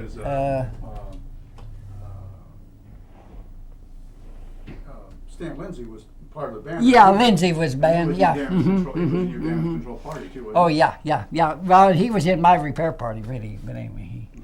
But I don't know, somebody said he was repair 4. In his book, he said repair 4, but I don't know. Another guy told me the other day, yesterday, he said he was repair 3 talker, and I said, well, Lindsay was repair 3. Now, I know Lindsay was way down on the other side of the bulkhead from me. I mean, I was way up here, see, I was right next to the bomb, and anyway, he was on the other side of the bulkhead is what he told me. Huh? He told me he was on the other side of the bulkhead, that they'd moved to the other side. I don't know, but he was. I remember seeing Lindsay down there, and then I had another band member named the little guy, not Katie, but anyway, I knew all the band members. They was in my division, see. I see. And so when you had that damage, you said it took about 3 days to pump out that area. Oh yeah. And then what kind of repairs were you able to do at sea? Well, we didn't do too much there. I mean, and then when we got into Pearl Harbor, of course, we radioed our damage in, see, and. So what did you do at the repairs that you could do at sea? Well, what we did was just pumping the water out and all that stuff, and then we, I don't know, we didn't weld the hatch shut, I don't think, but when we got to Pearl Harbor, anyway, they patched up the hole and all that stuff, the yard workmen and all that stuff. So anyway, did you help the yard guys when they were in Pearl Harbor? the only thing I was doing was had the fire extinguishers, when they was welding and all that stuff, to see if there wasn't any fire going to get caught. In fact, Brown has got that deal in there. Well, let's see, what was in Mobile, another guy was talking, and then anyway, they got it where I had the fire extinguishers when they was welding that stuff. Anyway, in case of fire. In Pearl Harbor, now you were. See, that's when I was talking to Nimitz, Yeah. And so you were talking directly out. Well, later, I mean, see, we got back to Pearl, and anyway, Nimitz come along and checking our damage, and everything, and so anyway, he was asking me a few questions or something. I was telling him, and so anyway, I had the fire extinguisher there and stuff, and so anyway, Nimitz, he said, I want this ship out in 3 days. We thought it was going to take 6 weeks 3 months or so to So he was get he repairs. came in to talk to your damage control party, or what? Huh? So he talked to you personally at that Oh time? yeah. Me and Brown, we was right there, I mean. So anyway, we was on duty that time again. And so he was walking around taking Yeah, pictures. yeah, he was walking around inspecting the damage, And so then the yard workman was working there, and so of course we had the fire extinguishers in case of fire or something. And they was doing cutting and welding and this and that and the other, So how many days were you there before you shipped back out again? 3 days. 3 days. Yeah, we was out to sea 104 days. By the time we got back to Pearl Harbor, it was 104 days. And we was sitting way high in the water, and we was eating rice, spaghetti, and beans when we got in. Beans, spaghetti, and rice. But No more food. no more rice. Yeah. And So 3 days in repairs. yeah, And I heard talking it was about 1,400 workers supposedly aboard ship. oh yeah, they all them yard workmen in Pearl. I said, well, every yard workman in Pearl was over there working. I mean, it was standing room only almost. 24 hours. Yeah, Right. because they was passing our side. We pulled in the dry docks, and they passed the holes in their side, and this and that. And, we had some type of holes in the side too, and everything. And when we pulled, then they backed all that supplies up there. I mean, they right there by the pier, and man, it was just loaded. We loading that 24 hours a day. I mean, they loading that day and night. So most of your work then was to support the repair crews to make sure that those guys didn't start a fire while they were Yes, working. yes. While I was in that 3 days. So that so you had all your repair parties were making sure that those guys didn't start a fire when they were working. Yes, right. So that's what you were, so you could see what they were doing. Oh, I could see what they was doing and everything. So You know, were they repairing the bulkheads from that? yeah, the bulkheads, the what- decks, and Tell me what you could see that they were doing that you were working on. and then they welded the hatch together too. I mean, they closed the hatch and welded that all the way around, so we couldn't use that hatch anymore. Which hatch was that? That's a hatch, like I said, they come down that ladder, you know, and That then was the bomb from the second come to the third alongside deck? it, between the second and third deck. Okay, and now that was you usually have a big watertight door and then Yeah, small hatch it's a on the watertight door. See, That's you have the your thing. scuttle, you know. And then small But hatch. anyway, they replaced the whole door. They just took a piece of steel, I guess, and welded the whole thing. The whole thing time. And welded the whole tight. So see? there was no scuttle or anything. No scuttle or nothing. See, we had to go down to the next ladder and scuttle, and then back up around the fire room, back up the next To get compartment around over through there. those Get out. compartments. Now, what did they do on the in the compartments that were damaged? Because you said there was most of the 5 compartments were flooded. Yeah. In the 4th deck. Uh-huh. What did they do on those decks? What did the repairmen do? Well, the repairmen, they put that, redone the decks, you know. They put steel and all that stuff in there and welded it all along. So anything that was buckled, they take it out, or they just put stuff on top? Yeah, well, they cut out all the jagged edges and all that stuff, you know, the cutting torches and all that stuff, and then they welded just the steel, you know, around the holes and all that stuff. Now, was the I heard stories that there was quite a big opening that there was no watertight fitness in there anymore. No. So in other words, there was no watertight doors between the compartments? No. It was all open? Well, I mean, we still had that one door over here, this one hatch, you know, and that's the one I was next to when I opened to go in there. So you how know. big were the compartments that were no longer watertight? Those 5 Uh, compartments? well, they was actually watertight, but you know, you couldn't go in and out of them. See. So anyway, they fixed them up where they was watertight. I mean, in a way. But you couldn't get into them? You had to work around them? You couldn't get into any of those 5 compartments? Well, you could still get in there. You know, like when they welded the deck here. See, when the holes here and they fixed the deck, I mean, you know, welded it all up. But then we could walk back and forth across and shift side to side, you know, the compartment. But anyway, the compartment was, it was 25 feet or 30, I guess, across, something like that. And then this way was only about 15 feet. I say 15. So there was 5 of those compartments? Yeah, down below, of course, down where the freezers and all that stuff was, you know, there was passageways and stuff there around there.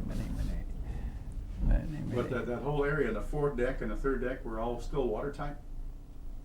Yeah, I think so. Mm-hmm. So by the time they had them, those 3 days, they just repaired those watertight Yeah, doors? yeah. That was mostly what they did anyway. And got where we could work back and forth, you know, around. But anyway, then, after we took off and went to Midway then, and so we got out in the 3 You days. didn't know where you were going, though, at that time? What was the scuttlebutt? The scuttlebutt, see, when we first come in there and when the yard workmen come aboard, of course, Nivens was inspecting the damage and everything, and I told them yard workmen, some of them, I said, hey, what are you doing passing us up here, you know? He said, we're fixing you up for battle again. And so I told him, I said, you know, we going to States. He said, like heck you are, we're fixing you up for battle, see? You know, that's the first I knew that we was going someplace. You know, but you weren't going to go back to the States. No, we wasn't going to the States, so anyway. So that was which repairman told you that one? Oh, it was somebody there in the yard, you know, in Pearl He Harbor. was not a workman aboard that you were working with? No. It wasn't a shipmate. It was one of the yard workmen, see. Oh, yeah. And a civilian, you know, anyway. And so when you were finally out of the yards, but you didn't know where you were going. No, well, Then finally they come over to the PA system. Well, let's see. I don't know if they told us we were going to Midway or not. I don't think so. Anyway, we took out, and they kept us informed pretty much. Over the PA, And so what did they say you were doing? Well, we went out and said we're going out and meet up with the Hornet Enterprise. I knew that, and so we went out there and met up with the Hornet Enterprise. And anyway, then when the Japs first, I know that we sent our air groups over. What kind of dates were those? That was on June the 4th is when we. So you left on what, the 20? No, we left about the 1st or 2nd. See, we didn't get into Pearl until the 29th, 28th. We was only there 3 days. So about the 1st of June is when you left. Yeah. Mm-hmm. And yeah, it was about 1st of June when we left. I think it was the 1st. And we went out, met up the Hornet and Lex. Enterprise and the. And the Hornet. And the Hornet. Mm-hmm. And so, how you were at sea for a couple of days till you encountered them? No, it was only, it was 4 days, about 3-4 days we got to Midway till we run into them. And you rendezvoused there? Yeah, then, see, we went over and then later they come over to us, and see, they bombed us first. So and how did you know that you were in battle again? How did you know that? What information came out? I don't know. They just told us that we was going out, but they didn't tell us how many carriers they had or anything. But how did you know when your ship was under fire? Oh, well, that's when we got out there and anyway, when the Japs was attacking us. Yeah, well, how did you know that? When you heard bombs hitting, that's when you knew that you were being attacked? No, we went to GQ, of course, all the time. But anyway, then all at once, then they announced over the PA system, well, there's 20 coming in or 40 or whatever. And anyway, then see the bombers come over first, and that's when we was bombed, Anyway, we caught about, I think it was 3, one on the flight deck and one down the stack, another up in the rag locker, down between the forward magazine and the gas tanks. Anyway, it couldn't hit any better place. And anyway, I don't know if we got hit with 4 bombs or 3. I think it was just 3. But anyway, we got the flight deck patched up, got the fires out, between the up forward in the rag lockers and stuff up there, between the forward gas tanks and the magazine. Of course, I was ready to turn the C2 on the gas tanks and stuff, in the magazine, but anyway, they, so finally, of course, I was pulled up old Dixie Kiefer. He was our executive officer, and I pulled him up out of the forward hold. Anyway, he told me later, he said, well, if I ever get command of ship, you want to go with me? He said, holler in, he said, I'll get you aboard if you want to go with me, So, of course, later, of course, at that time, we wasn't talking about that at that time. But anyway, he said, so finally we got all the fires out. And later we had to wash down the hangar deck from all that debris coming down from the hangar deck, from the flight deck. Anyway, we just took fire hose, washed it off. And of course, there's a picture of me got a hold of the fire hose. And, Claire, the chief, he was sitting over there, had his jacket on, life jacket, all bundled up. And I said, well, if we get sunk like the Lex did, I said, you're all ready to go over the side. Anyway, because he was all bundled up, he was telling everybody what to do, everything. So anyway, I said, yeah. So anyway, so of course then we got all washed the hangar deck down. And then we went back to GQ and back down to the repair station, How long was that between the first time you get those 3 bombs? Did they hit at the same time or simultaneously or a couple minutes? No, they hit all about the same time. It was one after another, probably they just, Now, and you were down on the third deck? Yeah, I was on the third deck. Again, and you're just above where that bomb explosion Yeah. went. Now, were you in the same compartments or adjacent? No, I was in the, well, where the bomb had hit before, it was that next compartment. That's my battle station, you know what I Right mean? right next to it. Yeah, yeah. Anyway, they then when that bomb exploded on the flight deck, see, it was a demolition bomb. If it had been armor piercing, Come it'd have come right on down where we was at, you know, but it just happened to explode up there. So it hit right on the main deck. It hit on the flight deck. And so that destroyed part of the flight deck. Oh, yeah, That's yeah, a yeah. big hole I see. Yeah, I left a big hole. That was about, what, about 8 or 10 feet across? Oh, yeah. Anyway, I thought it was bigger than what it was, I think, but I don't know. Somebody said it was 30 feet. I don't know, man. Anyway, see, what they did, they'd run them steel beams across there, and then, anyway, we'd put a 10-pound plate across there for the planes to come back in, you know. See, we was dead still in the water for about 2.5 hours, I think it was. Oh, you were trying to repair the deck? And Yeah, decks, and got all the fires out. See, it was about... You were working on the fires where? Because you were on the third deck. Yeah, I was on third deck. So but- where were the fires? Well, the fires was down the fire rooms, and then When that armor piercing, that second shell came through, that's the one that went quite a few decks down. yeah, it went into the reg locker and that stuff up there. How many decks down was that? Oh, it was.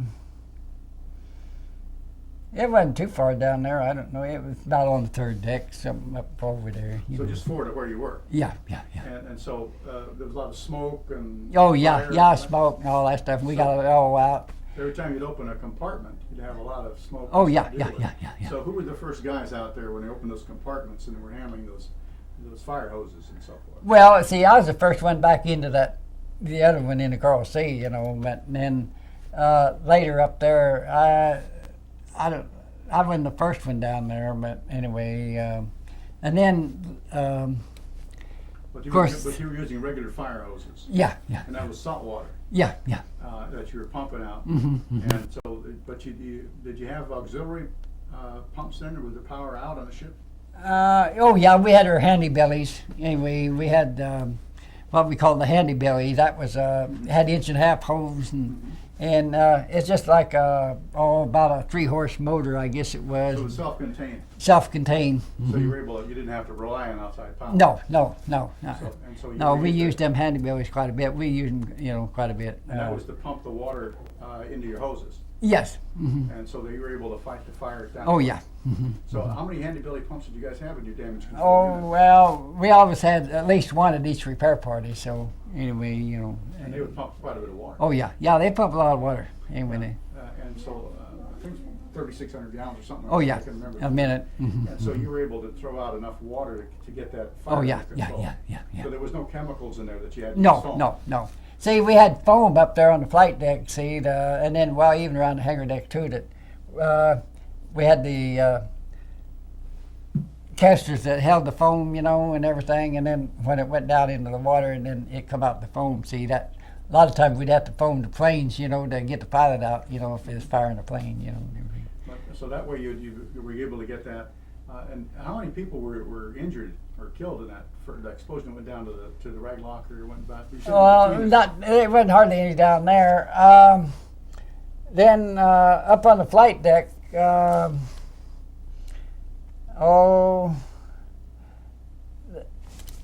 wasn't as many as what I always thought there was, but anyway, they was at least 40, 50 up there, I guess, or so that got killed. So you sent, once you got how long did it take you to get that fire under control when it went down that third deck? Oh, it was about, see, we got back up underway making in 2 hours. Let's see. We had all the fires out in about 2 hours, and we was back up underway making 17 knots. So and you're working at that, how long you had welders down there working to try and free the air intakes for the engines? no, I don't know just what. See, that B division took care of most of that, or another repair part or something. Anyway, so I wasn't down in not when it went down by the fire room. See, it knocked out 7 fire rooms. We had 9 fire rooms. So it knocked out all 7. Well, I mean, it knocked the brick and stuff out. You know how the boilers always got brick and stuff around, anyway, the explosion and stuff, I guess it knocked a lot of the brick out. Yeah, so you wouldn't be able to fire it up. Well, they fired it off anyway, you know. Anyway, they went ahead and lit them off, and we got up to 17 knots, you know. And anyway, then 32 torpedo planes come in on us. Now, how long did it take from the first bombing that you had till the torpedo planes were sighted? Well, you see, 2 hours and 5 minutes. It was about 10 o'clock. Let's see. When them first ones hit, it was right around noon, seemed me like. And then the torpedo planes come in about 2:30. So you just barely got Yeah, the we fires. just barely got the fire and all that stuff out, you know, And everything. so they were able to get about the time you got the fires out, they were able to get the engine, power up, steam. Yeah, they got steam up to get 17 knots, but you couldn't dodge all the torpedoes, you know. And then this one guy, well, like they said, this one guy that come through, and anyway, he was off the kegger because he survived. Anyway, so that's the one it hit up 2 compartments up from me, you know, when I was on third deck here. And it took the third deck, that second compartment up there, and it rolled the deck up almost to the overhead. I mean, that's when we went on the list. The deck has that's a 2.5-inch deck. No, yeah, but it hit between, on top of the 2.5-inch deck, I guess. It hit top of the armor belt, you know. And it must have went above the 2.5-inch deck, you know. So just above the waterline, just Yeah, at the waterline. yeah. So that when that hit, and that was at the waterline, it would be about the 4th or 5th deck down. Yeah, somewhere around there. And so that was just forward of where you were. Yeah. And so when in that concussion, that torpedo, you said buckle the deck almost all the way up to the. Yeah, that's what some guys told me. You know, I don't know, but anyway, they said it was a third deck. It must have hit between the 4th deck and the 3rd deck. You know. Anyway, so we went on that 38-degree list. You know, like that. How fast did it list from the time? Oh, it went over pretty quick. Anyway, So you were. Why would it listed so fast? well, and kind of the holes, them 2 torpedo hits we got on that So one side. From the holes in that, what compartments were flooded? Well, it was the ones up forwards from me, and Those were big compartments. yeah, pretty good size. Just take big compartments. Yeah. To capsize it. Yeah, because they was a mess hall and this and that and the other up there, and barracks. I mean, you know, the men's quarters and all So that those stuff. were pretty large compartments. Yeah. So that's a lot of water. Yeah. So, and that was So- all on the port side? All on the port side. Anyway, she went on the 38-degree list then. See. So then, now you were still on the 3rd deck. Yeah, but anyway, of course, I'd got back up out of there, you know, and anyway, then, well, the captain, he passed the word, says, all hands prepare to man the ship. Well, a lot of those guys had already slid off in the water, you know, on the port side. And anyway, so finally, of course, after we were bombed, we took the wounded down to the sick bay. So here I was trying to open up the hatches, you know, to get the stretchers out, see, and get the wounded out. And ended up, I told the fireman, hey, is everybody out? Yeah, everybody's out, you know, let's get out of here. And anyway, ended up 2 guys got left on there. And they were still in the sick bay. But anyway, so that was about, let's see, what was it, 8:30 that night or the next day. So you got hit about 2:30 in the afternoon. Yeah. And abandoned ship was about what time? Well, actually 2:30, 2:45. 2:45 is when the abandoned ship, it was that fast. Oh, yeah, we had to abandon real quick. Anyway, And so you were abandoning ship for how long was it that before realized that the ship wasn't going to sink right away? oh, well, of course, like I say, I was getting them wounded out there and getting them over the side. And then finally come time to me go over. And anyway, I left my life jacket down on the 3rd deck. Of course, the water was in there and all that stuff at that time. And I said, well, anyway, I looked around trying to find a life raft or something. And anyway, so I looked at a plane that's turned upside down on the hangar deck.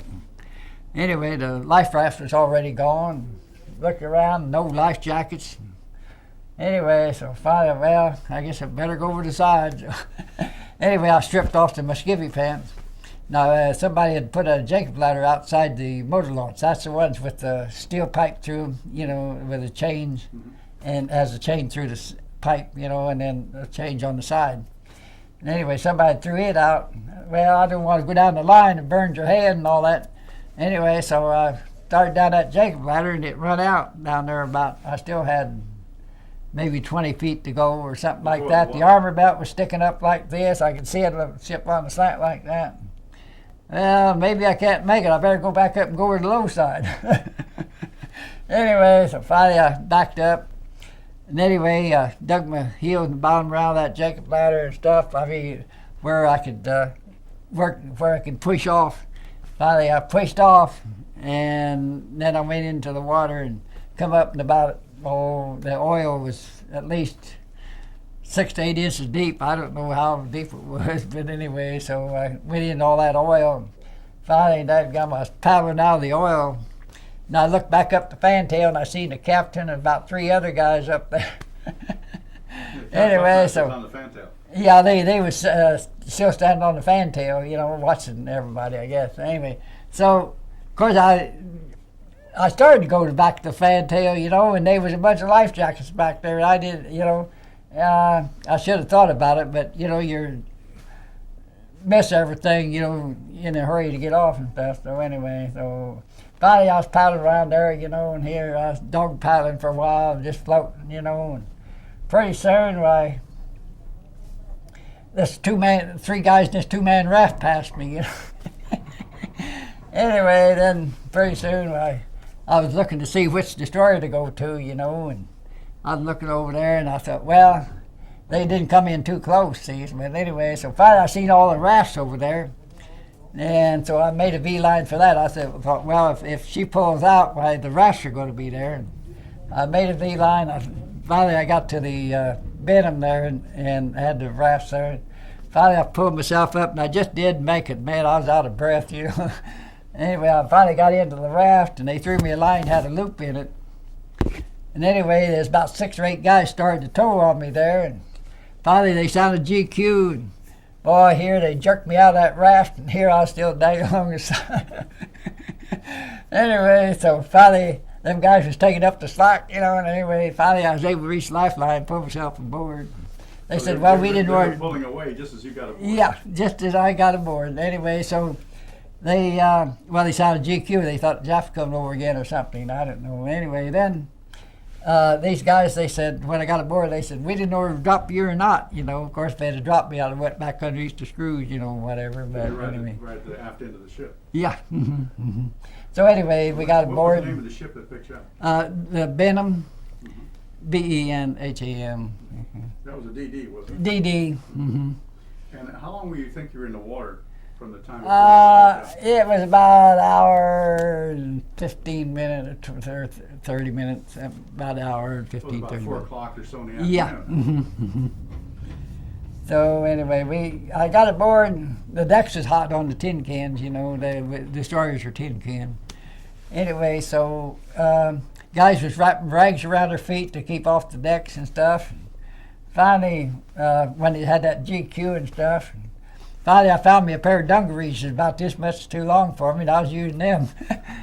Anyway, so when they decided the GQ, then finally it was standing room only. They picked up about 600, I guess. Anyway, so I crawled up underneath the torpedo tubes. There was a little platform under the torpedo tubes there, and there were 3 fish right up the top. Anyway, about the only place I could get. Where it was in the shade, or the only place there was some... Well, I was shaded by the torpedoes, And so, but you were also at that point in the shade, but you also had some deck. Oh, yeah. Anyway, then... and that was on the port or starboard side? Yeah, that was on, let's see, what's that? Yeah, I was on the starboard side of the DD, I guess, when I first went aboard. Anyway, then I got a bowl of soup on there, finally. And then... You have to wait a minute until that sound goes by. Okay. And the mics will pick it all up. Yeah. And it's unfortunate that those things make so much noise on the Yeah, I know. decking. So you had a bowl of soup. You haven't had how long you were aboard before you got that bowl of soup? Oh, I don't know, about about an hour or so, or 2 hours. Anyway, we had to stay on there all night, I think it was. Let's see, yeah, we stayed on there all night. And the next morning... You were aboard ship on the main deck, right? Yes. Same place where you Yeah, were. yeah. And it gets pretty cold at night in the tropics. Yeah. No, this was in, it wasn't too bad, but anyway, I wasn't paying any attention to the cold at that time. I was young. But anyway, they...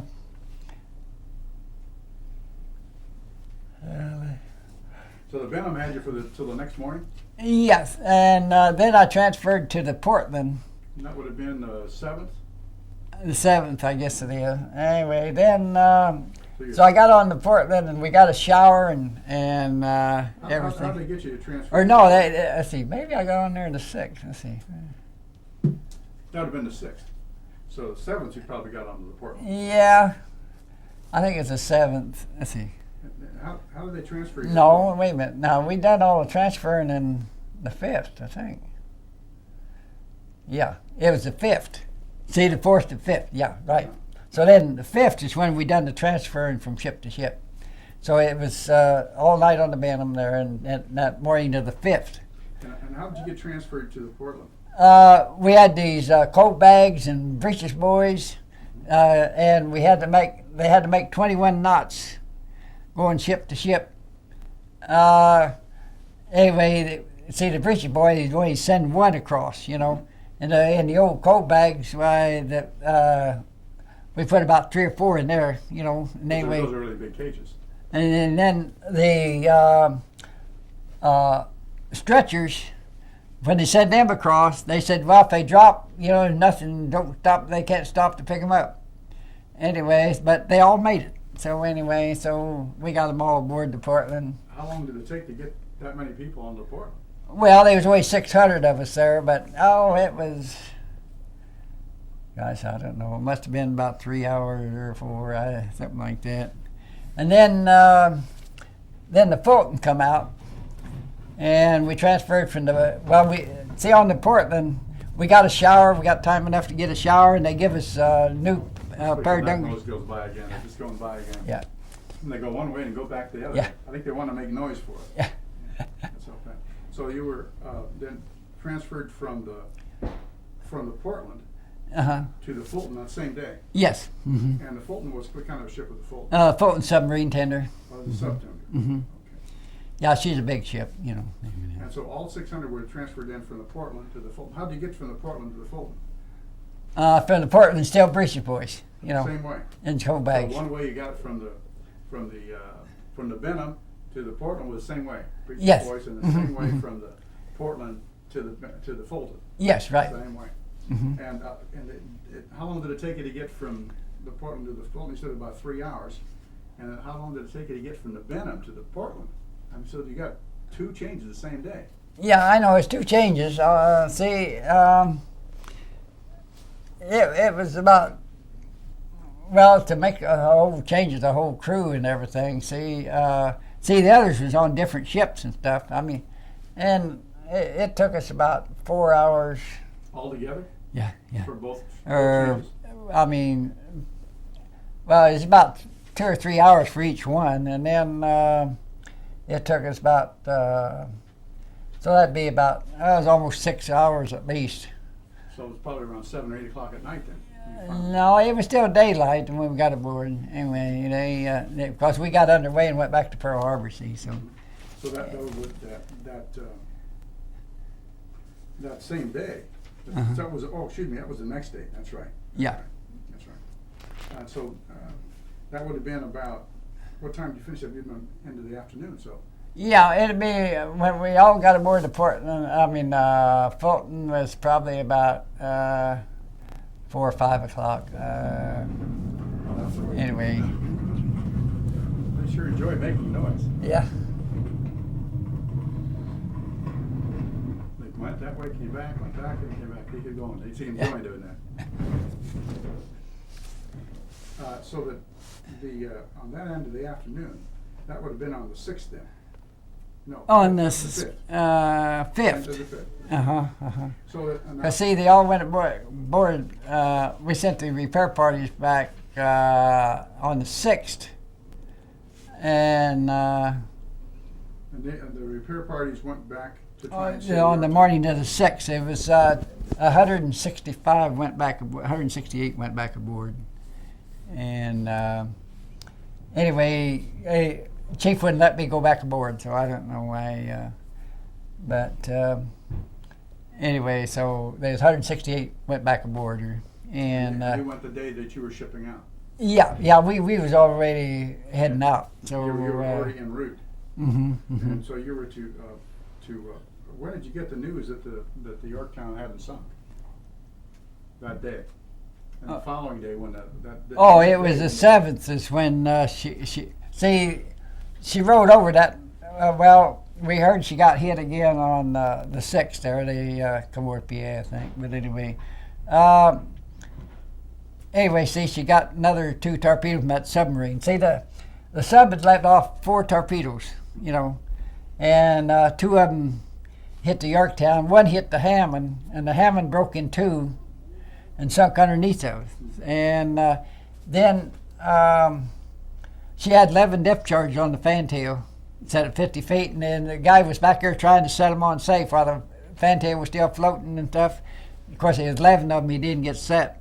And anyway, they went off, see. That killed everybody else on the water. Yeah, that killed them guys in the water. Concussion. There was about 175 got off the Hammond, but, I think that it killed about 175. I think they had about 300 or so on there, or so, 3. And so I heard that they lost about 175 men there, you know, them depth charges. September 25th of 2003, and we're at Solvang, California. And I wanted to mention that you've just been picked up and we're en route to Pearl Harbor. You transferred a couple of ships from the Benham to the Portland and then to the Fulton subtender, and we're being taken back to Pearl Harbor. And that was all the survivors Yes. on the one subtender.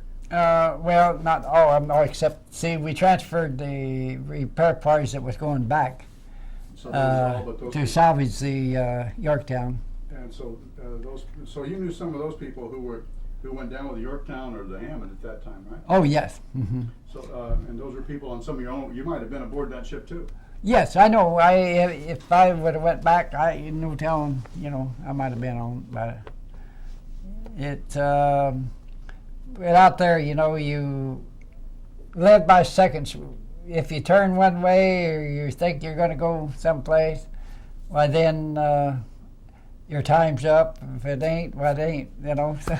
You don't second guess things. You don't second guess things, because every time that you're under attack and you look up above at the overhead and you think, well, what's coming right down on top of you, your whole life goes in front of you.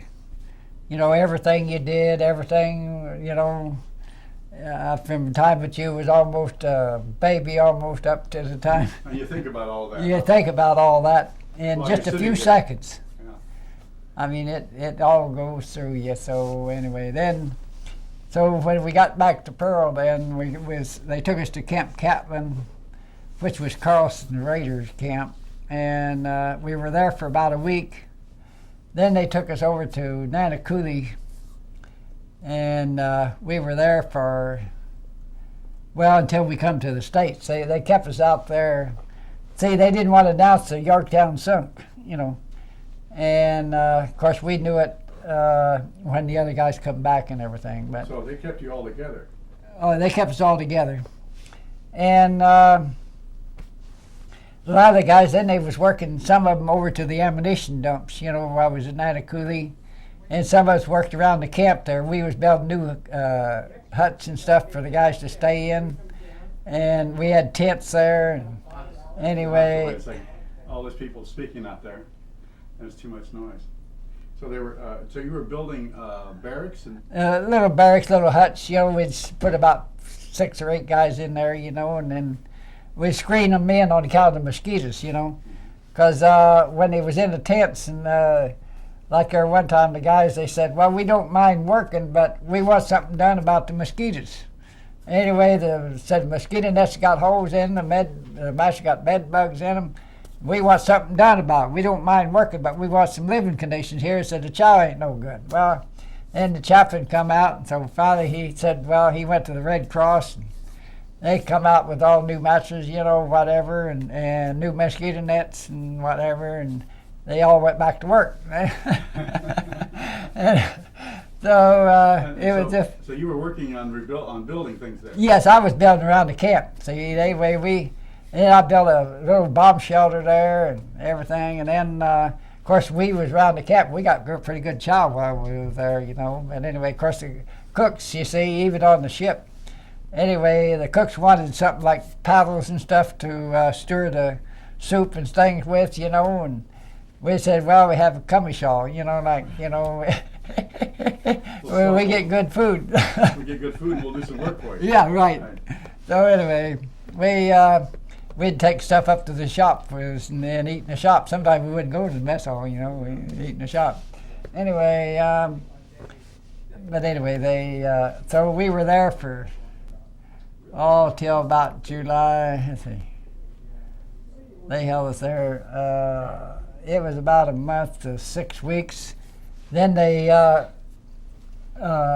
we went back, come back to the States there was 500 of us rated men had come back first. And the rest of the crew went on the ships that was sunk in Pearl, California, West Virginia, and the Ogallala and all that. Which one did you come back on? I come back on the Henderson. There was 500 of us come back into Treasure Island.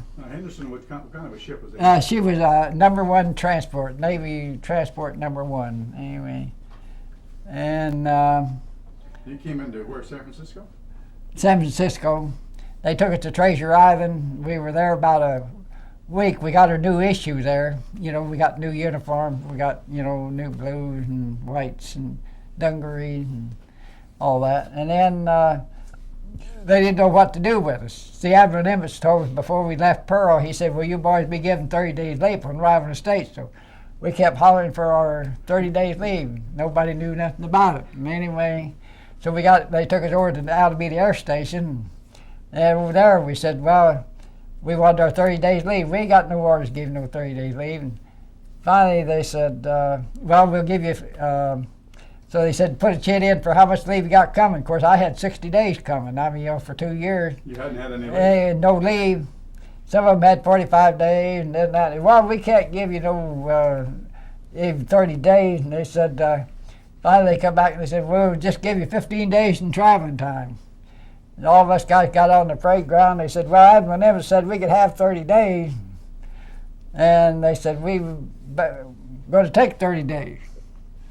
Anyway, so we said, we don't want to catch one of you guys back here on time. But anyway, so me and my buddy, we went home to Mattoon, and so finally it come down to go back. And anyway, when we was riding the trains back, we got back to, went in check into OD that day, and he said, well, you guys 4.5 days over leave. Yes, sir. What's the trouble? Oh, missing train connection. You know how traveling is nowadays. We couldn't get on, He said, oh, don't give me that. He said, at 500 he left. He said, there's really about 10 in. He said, go ahead and check in back time we go. Sure. 500 that went out. No, nobody's come back. So anyway, we were there at Alameda, and then I finally got my orders to go to San Diego at North Island. And there was 35 of us, I think, went to North Island. And while we were at North Island, Admiral Gunther, he used to be the captain of the Yorktown, and he said, he knew we got something and all that. He said, well, all you guys in Yorktown, you can stand inspection in dungarees. They're going to have Admiral's inspection. We were all in dungarees, all the rest of the guys dressed blue and all that. Oh, yeah, just because he's used to be your skipper, giving you all the breaks. But you know how it's scuttlebutt. Anyway, so we stayed, I stayed at North Island until I went to Cashew 5, the Combat Aircraft Service Unit number 5. And then I stayed there till December the 2nd in 42. And then I flew to El Centro there was 37 of us went to El Centro to put that. It was a Marine Corps air station, and being built, and. There was nothing there but a local field then, wasn't it? Well, the workers had already built some barracks and all that stuff, you know. But it wasn't in commission yet. See, so anyway, the buildings was all built, I think, but there was nothing in them, you know. And so what we did was we had to make room for our squadrons to come down, like for parts and all that stuff. We had to make storage bins and everything.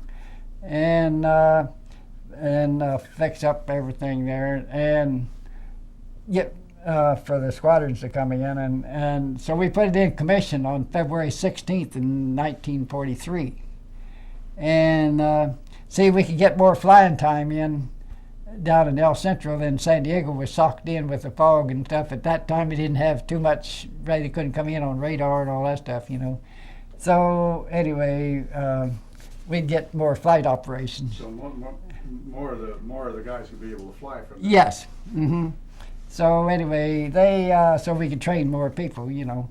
And anyway, that's when the TBFs had come out, the new torpedo planes, and then we had the Corsairs and the F-6s and all that come out at about that time. And F-6Fs, yeah. then we had the Marines had their planes and everything, and then the Army was even flying out of there too sometime. But anyway, so I stayed there till February. About May the 1st, we went back to North Island, and of course, in the meantime, I got married on May the 10th in '43.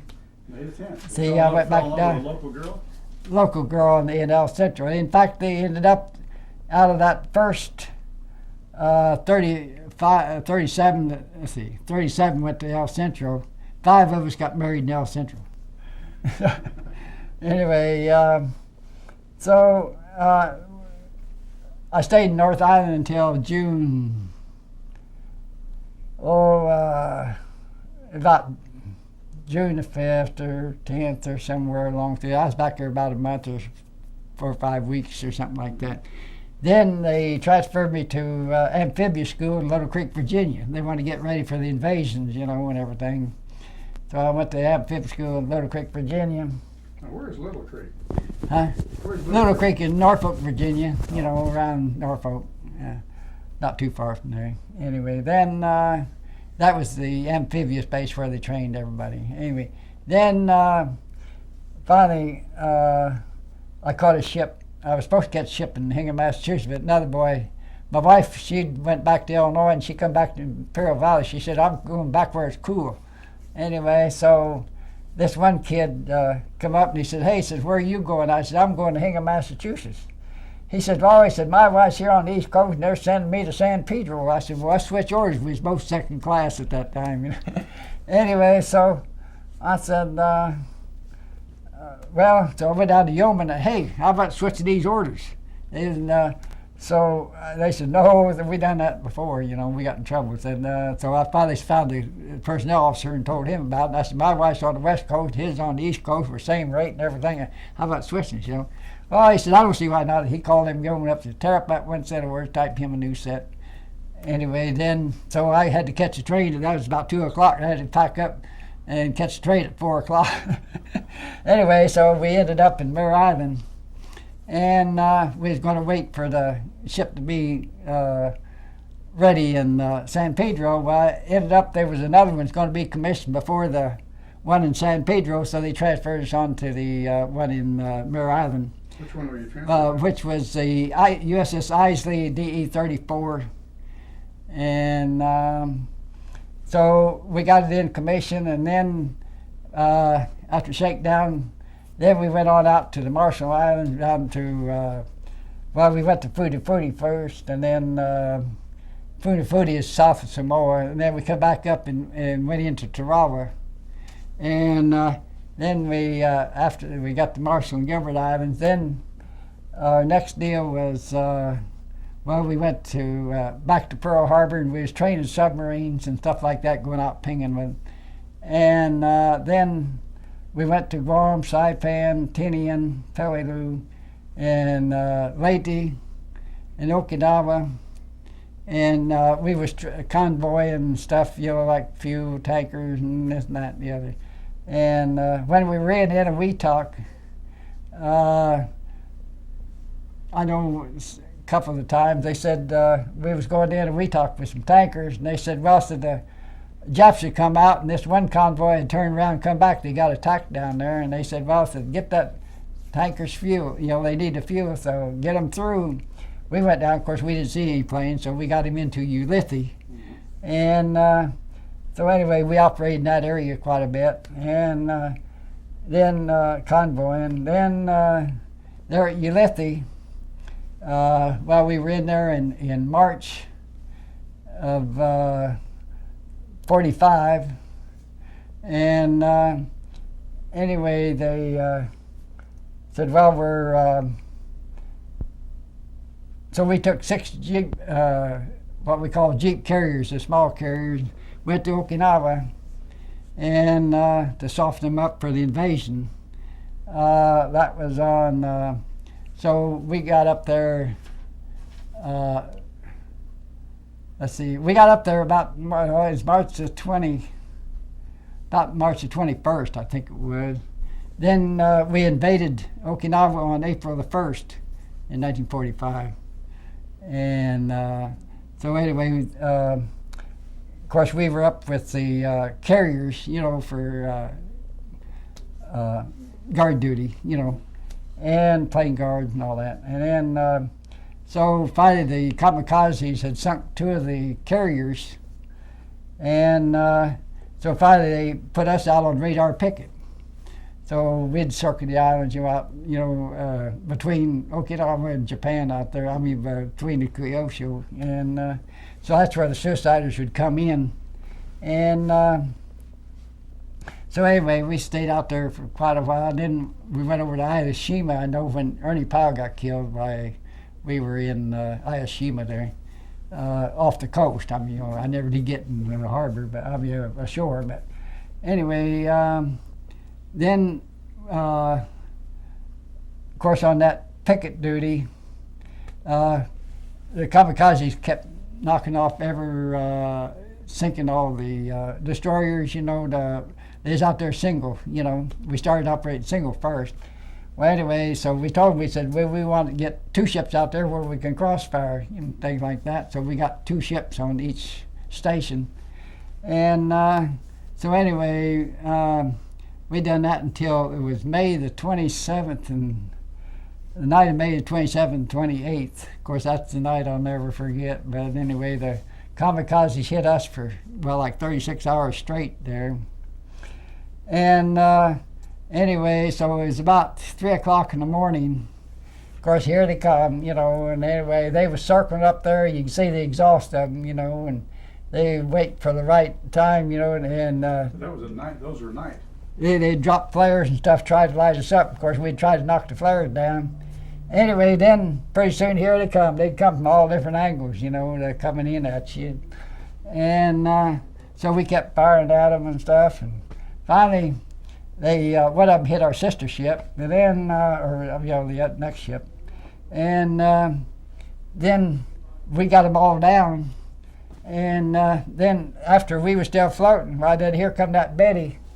And she dropped a torpedo at us. And anyway, so finally I was back on the fantail, and I looked up, and I seen there was a lookout outside the bridge, and he hollered in the quartermaster, said, give it a hard right rudder. Anyway, he turned it, and that torpedo went about 10 feet past the fantail. Anyway, so I see it streaking out through there. But anyway, of course, we'd shot down, I don't know how many of them the suiciders, about maybe 8 or 10 of them. And then we were still, but we didn't get hit, And then later, they come out and we started to breaking down. See, we'd been out there over 2 years. And anyway, so we wanted to get repaired up, and we pulled into Naha. The skipper said, well, I'm going to go into Naha. So he pulled into Naha in the harbor, and he went over to the commander, and he said, well, he said, we got to get repaired up here. He said, I can't dodge them kamikazes making 8 knots or so, you know, and so finally the captain, commander said, well, I'll give you 2 weeks in Lady down the Philippines, you know. So finally we took some LCIs, went to Lady, and got down there, and all the ships that was hitting Okinawa, all the repair ships working day and night. No way they was going to get to us. So anyway, so we were there about 3 days, and finally the captain come back, and he said, well, we're going to be repairing the rear someplace, either Guam or possibly Pearl Harbor. So finally we get a little convoy going to Eniwetok, and we just passed Guam. Of course, if we'd have went to Guam, we would have run into the Indianapolis at that time, you know. And anyway, but we went to Eniwetok and went to Pearl. So we was in Pearl about 3 days. And finally they said, well, we're going to be repairing the Pacific Northwest, report to Port Town and Puget Sound. And so we went to Seattle, and we pulled up alongside the pier, and I hopped over on the pier, and I called my wife. I said, well, we're in the States, you know. Of course, we'd been over there over 2 years. Anyway, 2 years so. had been out overseas. Huh? 2 years overseas. Oh, yeah, oh, yeah. And then on a destroyer escort, only 35 feet wide, and about 260 or 70 feet long. Anyway, we didn't get in harbor very much, but anyway. So, anyway, then everybody that was going to stay with the ship, we give them all their leave and stuff, you know, and they all got at least 30 days or whatever. I don't know how much leave they got. But anyway, so they said, oh, you guys go leave when you come back. So anyway, then there was only just about 30, I don't know, 35 or 36, just about like there before. There was about 35 or 30 of us on the board. We took it up to Everett, Washington, and into a shipyard up there. And anyway, that's where, so we stayed up there until the guys got back. And then, I got transferred, you see, after the guys come back. But then I told them, well, I'll report into San Diego. When I got my leave and stuff, I said, instead of reporting back here, I'll report back into San Diego. Of course, we caught the train, went to El Centro, and then I drove back to Illinois and come back. And went back into Camp Elliott. I was there for a while. Then later, that's when I ended up in the hospital in San Diego for about 2 months or so. But they said I had arthritis and this and that, and I almost got a medical discharge. But finally, the captain said, well, oh, no, let's see. That when we first got to Camp Elliott, yeah. And the fireman mate said, well, something wrong with you. We're going to send you to the hospital. So anyway, I went over there. And so it was I was over there till December. It was December the 23rd. I got out of the hospital. They sent me to the ship, you know, anyway, so they sent me to an APA, you know, like a transport. Anyway, that's what it used to attack transport. Anyway, so I got aboard it on the 23rd. And see, in the meantime, they'd froze the rates. All that 2 years I was over with, I was supposed to get first, and they froze the rates, and I couldn't get ready, and I was stuck second class for 3 years. Anyway, so finally, Warren Cartman said, hey, he said, how long you been sucking? I said, oh, forget it. Anyway, so they rated the first. So anyway, he said, well, first month I'll get you first class. So anyway, so that was the 23rd of December, I think. I said, when are you pulling out? Well, we're going to pull out the 26th, you know, day after Christmas. I said, hey, I got some leave, go to El Centro. Okay, so I went to El Centro and come back aboard the 26th, and then we pulled out. And so anyway, what we did, we went back to Lady. What was the name of that ship? The Hampton. APA? APA 115. Mm-hmm. And that was the Hampton. Yeah, Hampton. And so you pulled out then out of San Diego. Out of San Diego, and then went to Lady and brought back a bunch of troops, you know, the ones that was there, and then brought them back into San Francisco.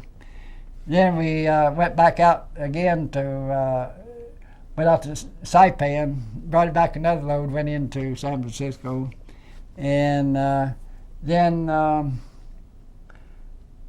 after that, well, then they said, well, we're gonna go to Norfolk. So we went to Panama, down to around to Norfolk and put the ship out of commission. See, the war was over. See, well, when we was in Everett, it was when the war was over. See, we was listening to the radio and avion, everything. And, boy, we got us a bottle ready for the deal, had on each side of the bed. Anyway, we... so you had a good celebration. Yeah, we was going to celebrate when the war was over, see, so... But we wasn't like San Francisco and all that. Boy, they had a good celebration down there. But here, that little town of Everett, there wasn't much there, and I don't know, we was just over at the rent house and stuff, and that little Navy yard there was it, or the civilian shipyard. And of course, when we first got to there at the shipyard, and before we got in, one of the spies, he come out and he said, "Hey," do you want some cigarettes? I don't know. I said, I can use a couple cartons, I guess, or whatever. And he said, well, I got these cases. He said, I got to get rid of them, He said, would you like to have them? I said, well, how much you take for them? He said, you can have them for 2 bits a carton, for 25 cents a carton. Well, okay. So finally, I got all the cigarettes they had on the ship. I put them in the decontamination locker. And this civilian yard, the cigarettes was hard to get. I said, yard worker, hey, you guys want cigarettes? Yeah, how about $2? You sold $2 a carton.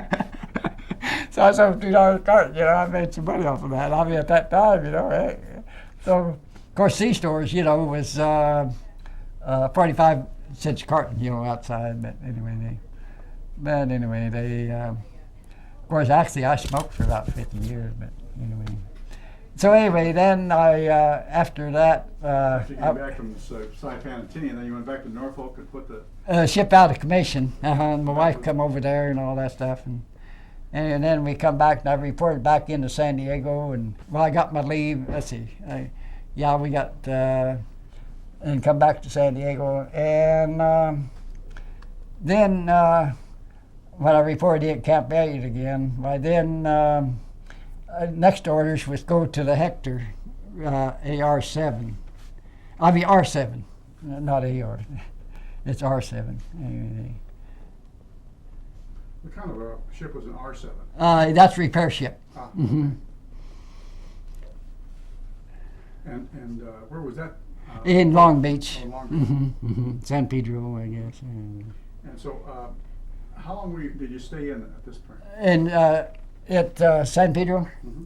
I just stayed there till August of when I got discharged. See, they said, my time was up the 27th, but they sent me over to the receiving station. I think it was about the 14th of August.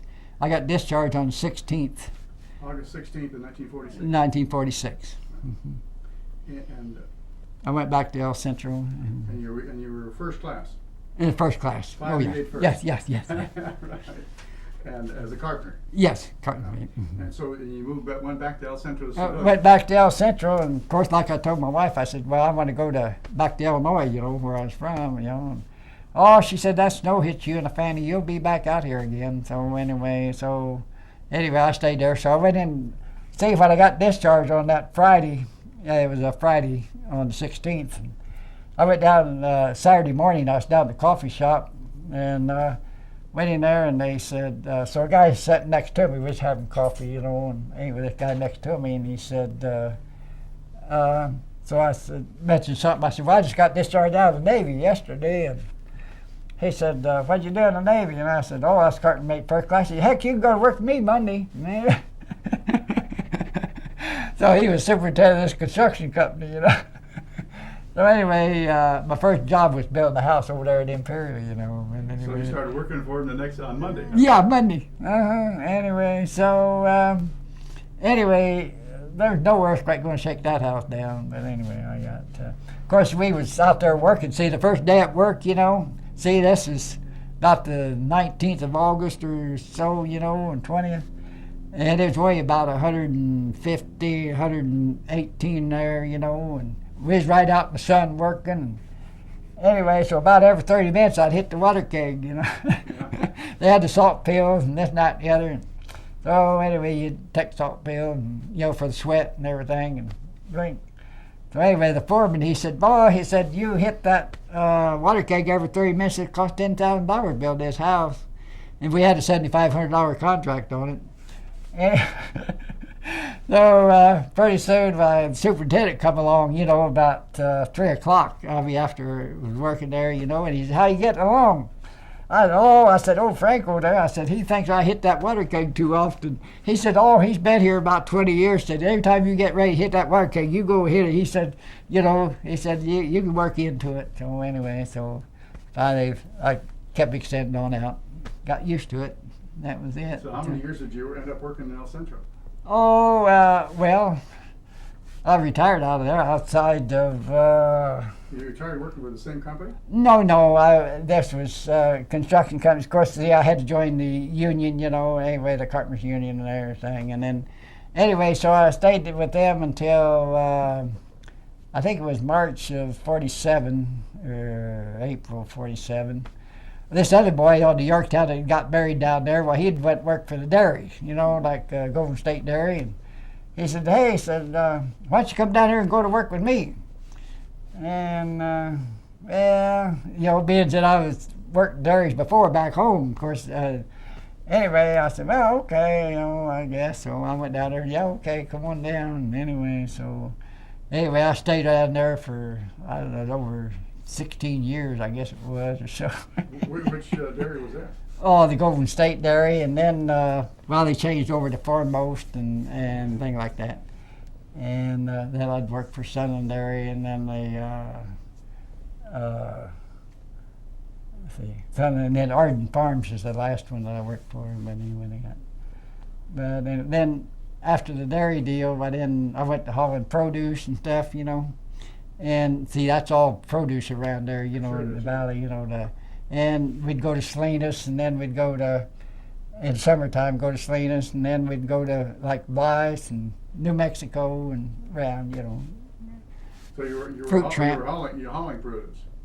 Yeah, out of Hopeville and stuff like that. You were I was just hauling produce, lettuce you were and trucking there. trucking Produce then. Yeah, trucking produce. And so that was refrigerated trucks. No, this was the field trucks. You know, I see. we'd run the 6x6s and all that stuff. We had trucking trailers and all that stuff, and haul it out of the fields to the coolers. You know, and which was it's a pretty good deal. I mean, So you did that for a while. huh? And you retired with that from that again. Yes. So you had 2 or 3 different times you'd retired. Huh? 2 or 3 different times you'd retired. Oh yeah. So so the last time, what was the name of the trucking companies you were working for? Well, of course, this Vessi company. Then, of course, I used to work for. Well, I'd worked for Andrews. They're out of Hopeville, you know. But then I used for Bud Animal. I mean, that was a big outfit. And then, let's see, there was J.J. Corsetti and let's see. My last one, of course, was Vessi, and then I used to work for J.R. Norton's company too. Yeah, I worked there Vic quite a while. Vic Vessi, V-E-S-S-E-Y for Vic Vessi? Huh? That was Vessi? Vessi Farms? Yeah. V-E-S-S-E-Y? Yes. Yeah, well, I worked for Vic. He was assemblyman there and Oh, the assemblyman. Yeah. That was. He got elected to Congress. Yeah. Same Right. farm. Vic Vessi. And he was Vic graduated from Caltech. Was a PhD at Caltech, and then when he took over the Department of Industrial Relations for Governor Duke Majan, I took over the workers' compensation. So Vic's farm was right next to the DePoli farm. Yeah. Right. So so he was an old friend. Oh yeah. And so I knew Vic for a long time. Yeah. So I worked for him when he worked for Governor Duke Majan. So Yeah, it was Duke really small Majan. world. Yeah, I know Duke. Yeah, Vic's a good friend, and his wife Jane, wonderful people. Yeah. So you've been working out in Imperial Valley all those years. Oh yeah. And so you retired again. Yeah, I know. I got 2 retirements from Teamsters and then Western Growers and then.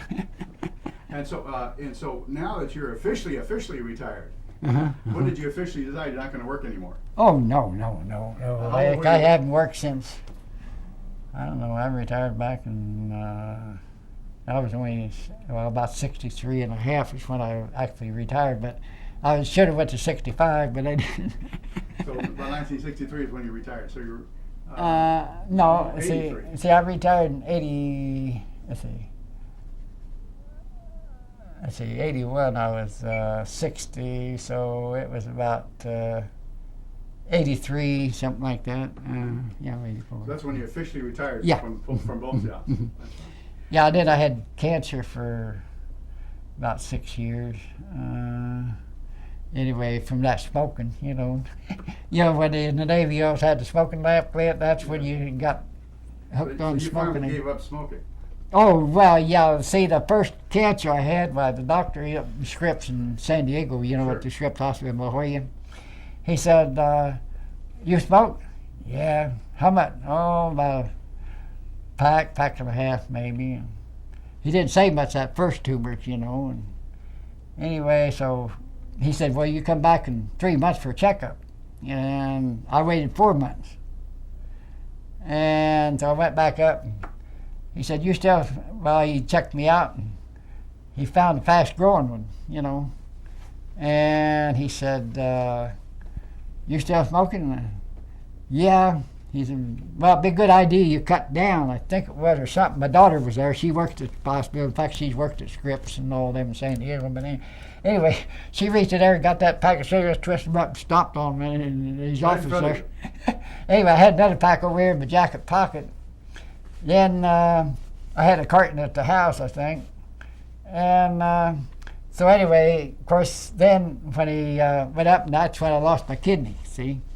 So while I was there, this deal breathing on, my daughter, she put on there Winston filter, put the ashes up, the smoke. She said, every time you want a cigarette, look in here, what you in here for. And I hadn't had one since, Anyway, that when I went home, after I got out of the hospital, I got the kidney out and stuff. Anyway, so my granddaughter, she threw that carton out, I guess, or something. I don't know what happened to them. I don't know. But ever since then, you haven't smoked. I haven't smoked. Anyway, so what I did, I went over and I started popping jelly beans. Like every time I want a cigarette, pop jelly bean. I must have went through 20 pounds of jelly bean, but at least I got out and done smoking. Of course, then my lungs got better. I got breathing better and all that stuff. And, man, So your whole system's been better ever since Oh then. yeah, I've been better ever since. That's Yeah. wonderful. So That's wonderful. anyway, they. So your daughter and your granddaughter got you clean. Oh yeah. That's wonderful. Well, I wanted to thank you on behalf of the California State Military Museum and the Yes.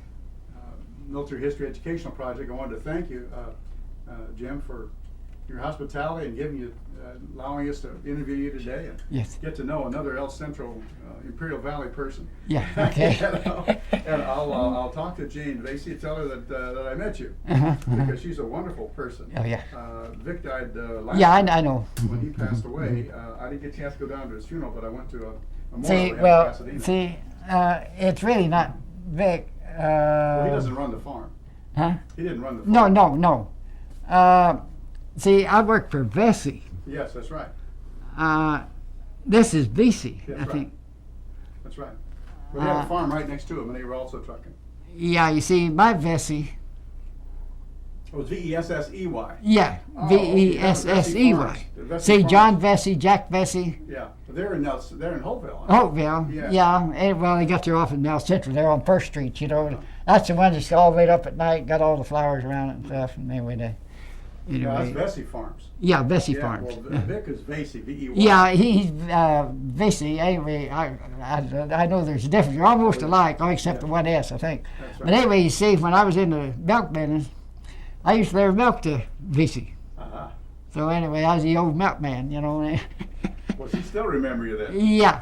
Then I have one of my nieces married to up Brawley, Benson. Mm-hmm. The Benson Farms. Yeah. Anyway, my niece, she's married to Bob Benson. Oh, I Anyway, see. Well, it is a small world then. oh yeah. Well, I wanted to thank you officially, Jim. Yeah, okay, and thank thank you you. very much. I'm glad we had a chance to do all this. Yeah. We got you officially on here, and one of these days we're going to get a chance to get all this stuff transcribed too. Yeah. Okay. And when we get it